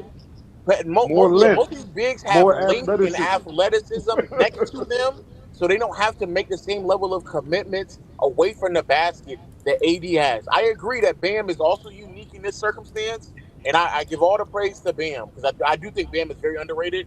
But like saying that it's a mentality thing, and then you're using bigs who have multiple bodies, who have the ability to be physical. Because if Lively gets in foul trouble, well, Gafford just comes in. So that's another big. If AD gets in foul trouble, at best, it might be Jackson Hayes. But even he's been out. So it's going to be Colo. A rookie is going to be out there, bro. They don't have an option. No, I got you. I honestly do think that, yes, Anthony Davis does have to be the best offensive player on the team and the best defensive player on the team. So he does have more responsibilities than any other of the guys we do mention. Except for Bam. Bam needs to step up. Bam needs to stop playing like a bitch, and he needs to start taking his shots. I want to ask Lo a question. So you're saying because AD, he can't go full whatever mentality or physicality and all that stuff because he can't foul out? Is that what you're saying? Yeah, he can't get in foul trouble. No, he can't. He can't. He can't be in foul trouble. Not only more He's too valuable for the team, offensive and defensively. I agree. can't. I understand that. We You're need saying him to defend. We need AD to defend and score at an elite level. And Yeah, no, he can't. He can't afford to take little ticky-tack fouls, playing a little too aggressive. Because again, if he gets in foul trouble, it really does hurt them. That I would agree with. But he has to find a way to find a medium ground between being physical enough to affect the game and not being too physical to where he doesn't get in foul trouble. But they'll figure it out, I guess. Hopefully so. They need a trade. They gotta get a trade. Let me ask you a question before you go, Lo. Do you think Colin Sexton would help the Lakers? Not really. I'm not saying he's a bad player. I just for what the Lakers need. They don't need another guard. They need length. They need a wing or like a more athletic power forward to put next to AD. Like on Rui, as good as he's looked with his 3-point shooting, they need like somebody who's just more physical and like rebound, help him out on the boards. They don't need somebody who's like a smaller guard. I got him because Colin Sexton I think is a good defender. I would think that would help them. He'd be a better defender. Then you know because Rui, as good as Rui's been, you're right. But for some reason I don't know why Rui doesn't show. Like it's either one day he plays good defensively and he's not good offensively. Then he's good offensively, but then his defense is not there. He never seems to find a way to put it together, man. As much I like Rui. Rui is really good, man. So, I like him too, but I accept it for who he is. He's just not. He's not. Yeah, he's not that guy. He's not that guy. He's just not that guy. He's just not that guy. All right, be safe, Lo, man. Be safe in those streets. Thanks, Lo. We appreciate you, brother. Again, y'all know who that is. That's Legend of Winning. Thank you for joining us again. Appreciate you, brother. Thank you so much. I mean, so he made a lot of points. He made some sense on that, but I just don't see that should be an excuse. Why? Because he can't foul out. He can't be an aggressive basketball. He can't be aggressive enough in order to fight in the paint with other centers. I don't. You don't understand. He fights, but he fights. I agree with you. He just gives up. He just gives up a little bit too easy. I ain't gonna lie. He gives up. So, I can't foul you, so just get the rebound because I don't have another big body. Like that's not how basketball is operated. Like, it is how basketball. Yeah, but you know your responsibility is if I'm not on the court, it's no backup to me, none. Yeah, I understand. No example of me on this team anywhere. There's no example. There's no. This is what we could do to replace Anthony Davis. It's nothing on the Lakers that. There's no. I mean, you can make that argument. You can make that argument for other players that don't have backups. And I know people are going to say, "Well, Jokic is an anomaly. You can't do that." But he does it. He plays physical without having a backup center. Joel Embiid will play physical without having a backup center, right? So it's like it's not. Like you can point out in the NBA where these DeAndre Jordan. So you got DeAndre Jordan as a backup. Yeah. Oh my God, DeAndre Jordan, bro. He don't even get playing time like that. Come on now, y'all know this, bro. But he's better than the Lakers backup. I mean, we talking about real backup players for these players. Anthony Davis has no backup player for him. Period. I agree with you on that. But just to say because Anthony Davis won't be aggressive because he doesn't have the flexibility because he may be in foul trouble and he's very needed for the Lakers. I don't really fully agree with that. I understand that the foul trouble can cause issues for the Lakers. Anthony Davis does it, but I just because other players are able to do it as well, right? And Anthony Davis is a great player, so that just doesn't. Add up to when you anybody say others are able to do it, I like examples of what you're talking about. Let me give him an example. Go ahead, Juan Boy. Give me an example. Who you got? All right. Now, if you're going up against, I'm like, look at Jaren Jackson. He's a little bit more of a hybrid too, because he can bang and he can also hit perimeter shots. He's not as strong in the paint as Joker is. He's not. AD's going to have more trouble with the guys that are going to throw their show. Look at even Giannis knocks him off up his spot sometimes. But but then he give Giannis like 44 last year or something like that. Anyway, though, but he's not as physically imposing as Joker is. Even with his athleticism, he's strong. He's going to dominate guys like Porzingis. Porzingis is not a physical center, even with his 7'3" height. Nor is Rudy Gobert isn't as strong as Joker. Joker be using Rudy Gobert. Embiid is more imposing. Embiid and Joker are the most imposing centers, and AD's not going to be able to bang with either one of them. I mean, He can do that with an Alfred Şengün, a Miles Turner, or Nick Richards. He's more strong. He's stronger than them. But Joker and AD and Embiid, he's not gonna bully them. The best thing he could do is have them come out to the perimeter and work his way out there. So I don't know why he ain't do that with Joker. Make Joker move like how he was making Rudy Gobert move on the perimeter. Make Joker move on the perimeter. Get your jumper going and you get to the line.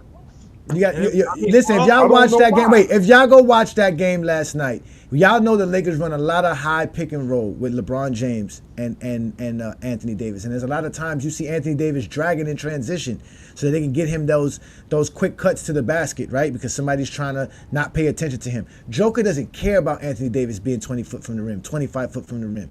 So when he gets the ball there, it's like Anthony Davis, and that's the thing, Anthony Davis doesn't attack him. He doesn't put the ball on the floor and make Joker play him. So it's like he plays right into Joker's hands. Yeah, that's what I'm saying. It's like he doesn't. He makes Joker's job easily because Joker could get the rebound and he can initiate the offense from there. And most of Anthony Davis' easy baskets come off of him getting assists from LeBron James, Austin Reeves passes, and certain sets that they've been running, which helps him, puts him in the right spots. Because once he's in that right spot, like I said, he can finish with the best of them. He can go over any shoulder. He has plenty moves. He has plenty counters. He's definitely skilled. He has that. But like I said, when he's in that perimeter, he has to put that ball on the floor. And he has to make that center play perimeter defense. He doesn't do it. He has to do it. And then he settles for shots, and then it bodes well for the defense. And they, like Brandon said, he's their best rebounder. So when he's not rebounding and he's taking those shots, it just doesn't bode well for the Lakers. And that's why they could almost beat any other team besides Denver Nuggets, because that's the one thing that the Denver Nuggets have is a big man that completely does everything to make AD nullified. Like he does everything that AD don't like to do. And Jokic is good. How Anthony Davis was attacking Jokic in 2020 playoffs. Your example, he showed it. He did it. That's the way he attacked Jokic in the 2020 finals. But he didn't have to guard Joker though. He didn't have to guard Joker. He didn't have to guard Joker though. Yeah, he did when they was going at it in game. When he hit the game winner, him and Joker was going at it in the last couple minutes, bucket for bucket. I'm like, damn, they can't. I don't care what nobody said about the bubble. You had to come to hoop. It was the best leave all that other stuff at the door. That was the best basketball I've seen. It was all about basketball. Who wanted more? Who wanted more? Yeah. That's it. That's why the Heat and the Lakers did make the finals, because they had the two best chemistries, because they played the best basketball. It was just that simple. So didn't Miami sweep Milwaukee too? Yeah, we whooped ass, and we played great. But again, the Lakers are still a good team. I don't see them being bad. I still think that what we've seen from Anthony Davis this year is actually great. And I don't see him averaging 30, but I do see him averaging close to 30. He'll be averaging probably 28 per game, because he's just gotten a lot better in what he does. And I think JJ Redick has given all of them more confidence in what they know how to do, and giving them the floor to do that. So they're just going to have more successful nights than last year. So I still see the Lakers winning 50-something games this year, and Anthony Davis definitely being the best player that they have. But like I said, these games against the Denver Nuggets are very, very glaring on what Anthony Davis has to get better at least if we want to see the Lakers win a championship. Like I said, bro. That's every single team too. So not just the Lakers.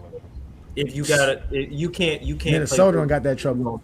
Stuff. Well, they don't have that trouble this year. They do now, just like the recipe they had when they beat them in the bubble. LeBron was guarding Murray. They had Ant-Man to guard Murray. They had two big men, Rudy Gobert and Cat, and they had Dwight and Anthony Davis. So that's the recipe. But they don't have that no more. They don't have that no more though. They don't got that no more. They don't got that no more. Like I said, I'm not with the he can't play physical because he may foul out stuff, and using Aaron Gordon as a way to say because he's athletic. Matter of fact, Aaron Gordon averaged less rebounds than LeBron James. So I'm not with that. All right, it's because he can't. He's not. Aaron Gordon on the offensive end has nothing to do with his rebounding. Yeah, on the rebounding end, it's not better than LeBron and a 40-year-old man. That has nothing to do with what the Nuggets are doing. Yeah, no, because what Brandon is basically saying is, if you watch, we seen Eric Gordon with 5 dunks a game, backdoor. That's not Anthony Davis' fault that they cannot stop him from getting backdoor. I'm not saying that. I'm talking about the physicality. I'm talking about the rebounding. When it comes to that, like it's hard for Anthony Davis because he's playing out of position, right? He's just not meant for it. All right. It ain't because he may foul out. That's why he's not able to go do it, or he's because he got to guard somebody on the perimeter. It's just because he's just not a center. And the Lakers need a center. He's out of position. You can throw any excuse you want, but when I see him play against people say, well, you can't say that because there's a name. Then I say another name. Well, it's because of this position and stuff. Look, that just sounds like a bunch of excuses to me. All right? It's simple as that. Facts. Facts. I'm tired of excuses for Anthony I don't Davis. even know what Ishmael is talking about, actually. I mean, what are you talking about?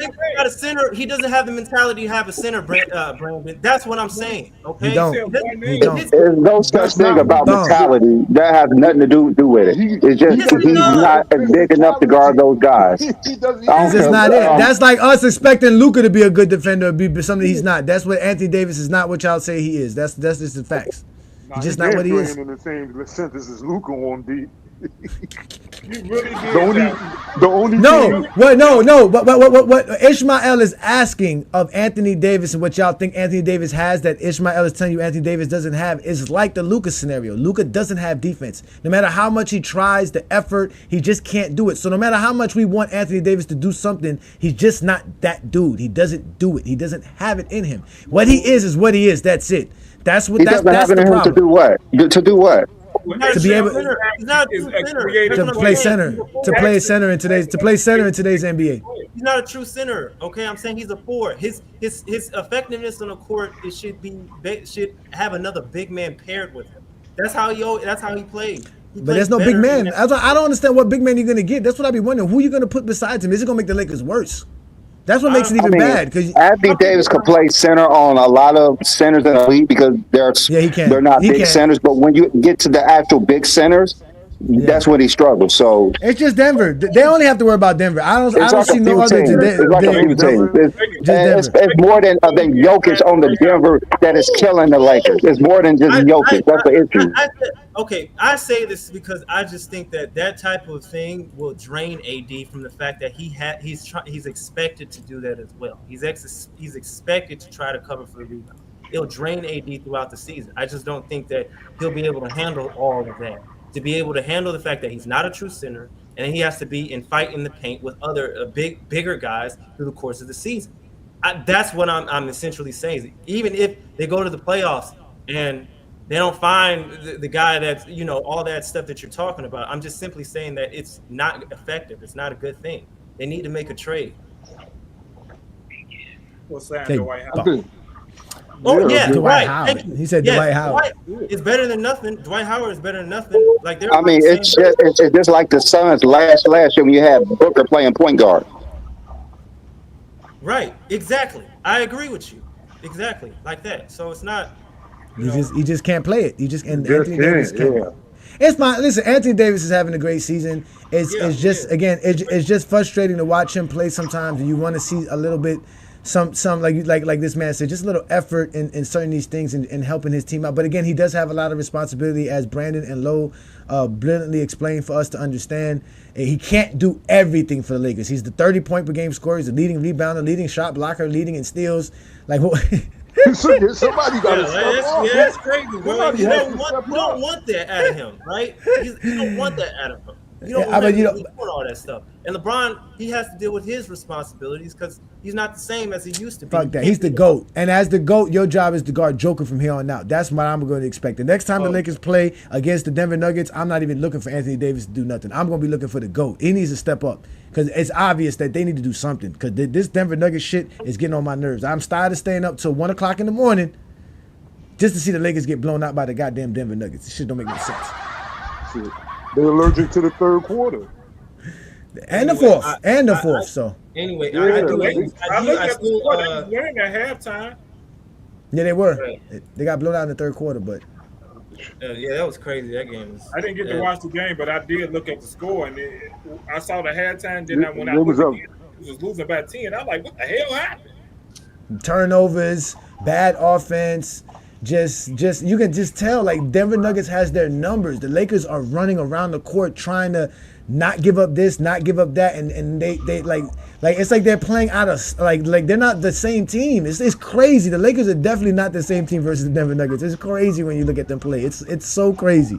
I couldn't believe what I was watching last night. I was like, yo, this is crazy. Even LeBron was messing up.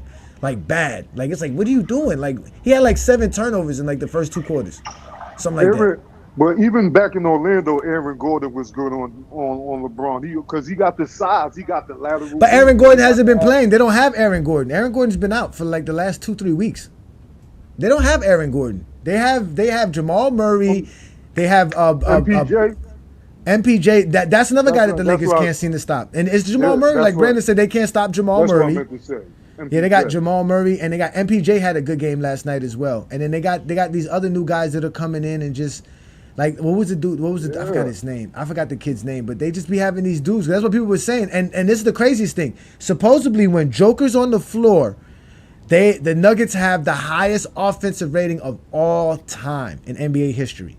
When he's off the floor, it goes lower than like 86 defensive rating, some crazy number, like one of the lowest in NBA history. So clearly Joker is just that dude. He's just that guy. And they run everything around him. What do you guys think about the Lakers said they had the Lakers said, I'm sorry, King John, go ahead, bro. No, go ahead. I say what I gotta say. Okay. The Lakers said that they're targeting Jonas Valanciunas as a center. What do y'all think about? Some people said that may not be the best. It depends on who you have to give up. If the Lakers have to give up guys that are not in their rotation, yes. But if they have to give up some of the guys that's in their rotation, it's just gonna fill one hole just to let another hole open up. What if they give up D'Lo? Because they said his contract is. They need D'Lo. They need D'Lo. They need D'Lo. He's not starting no more. They need him though. No matter what you say, you can't replace D'Lo for Valanciunas. Now you just open up another hole. Yeah, you need D'Lo. You don't got no bench scoring. Yeah, you're gonna need D'Lo. That was be my point. You got be gone. It gotta be giving up like Vando and Jackson Hayes. Cam Reddish. But if you give up Cam Reddish, you give up defense. Exactly, because Cam Reddish is their best perimeter defender. Yeah, and Vando's out. Vando is like one of the key pieces we need back healthy. They need to get rid of him. They need to get Gabe Vincent. Throw Gabe Vincent because again, the Valanciunas thing and teams like Utah and the Pelicans are just going to be dumping players by the time the trade deadline comes around. So yeah, they definitely need to trade Gabe, but he's not making no shots, so nobody wants him. Yo, Gabe is like 16 for like 70 from 3 since he's been a Laker. D'Lo is averaging like 2 air balls a game, man. He said it's a Laker. He said it's a Laker. As a Laker, he's like averaging 2 air balls a game. I like that. Trade D'Lo, pull Austin Reeves on the bench. That's crazy. They had Gabe Vincent shots. He said as a Laker because you know he damn near missed all last season. Like he played a handful of games. Mm-hmm. So you just out there bricking. So you definitely ain't gonna get no time. So we about to get ready to watch these basketball games. You ready to get up out of here, Brandon? You guys ready to finish up today's show? Yeah. I've been watching the Chiefs anyway. Oh, the Chiefs are Brandon loves him. So he loves him, Patrick Mahomes and his Chiefs, man. So again, ladies and gentlemen, go ahead, John. No, go ahead. Go ahead. No, because I'm about to end the show. You know, I'm about to do my little thing before we get up out of here. So I'll just say me and Brandon agree on a lot of stuff, and it just be crazy because I'm watching Kansas City. His favorite player coming up was Penny Hardaway. It's like me and Brandon agree on a lot. So that's all I want to say. That's why both of y'all were wrong about Anthony Davis today. Both of them right. And you know what? Every time we have this damn discussion, we always arguing for 30 minutes. So stop bringing up Bam and Anthony Davis if you don't want to be told the truth about both. I got to bring up Bam because y'all always ask me who besides Anthony Davis, and that's always going to be my first answer. It's going to be Bam Adebayo. That's always going to be my first answer. But that's like an A player versus a C player. No, not defensively. Bam Adebayo is A+. It's Bam. Bam Monte. The only thing that messed up Bam this year is the fact that he went public with Asia Wilson. Ever since then, it ain't been the same at Bam Adebayo. I don't know what to do, but he got Asia. How can you blame him? He got that nectar at home. He got that sweet nectar. He ain't worrying about not getting 12 rebounds per game. He go home to Asia Wilson. He better stop. He better stop because she coming home with 25 and 12. Yes, he need to take that from me. Like he's not going to take a 25 and 12 from me. Yes. She's arguably the number one or number 2 of the league. Shit, Yeah, that's crazy. Her That's Breonna crazy. Stewart. Oh my God! But either way, man, listen, man, I agree with you, Ishmael. That your boy just doesn't have the mentality to be a center, and the Lakers need to figure out something because I'm tired of watching these late night Lakers losses. But either way, Juan Boy, Ishmael, King John, you guys have always been great for us as GOAT James Kingdom members. Just know that I am actually going to set up something this week, and I'm going to talk to Brandon about setting up a prize for this week's show. This Friday night show is going to be a members-only show. I'm going to take care of you guys. We're going to have a great show on Friday night, so y'all make sure to check out the Friday night exposure with the exposer. I'll be doing that Friday night, but obviously you guys know what we do here. This is the GOAT James Kingdom show every Sunday noon Eastern time. Brandon and I come out here and we talk the game of basketball. We put the link up for anybody who wants to talk to us because we let you guys know, listen, you can be safe in the comments or you can get exposed on the panel. As you can see, the more you fuck around, the more you're going to find out. And also, if you stay down here and you never fuck around, you'll never find out. You got knocked the fuck out, bitch! Yeah.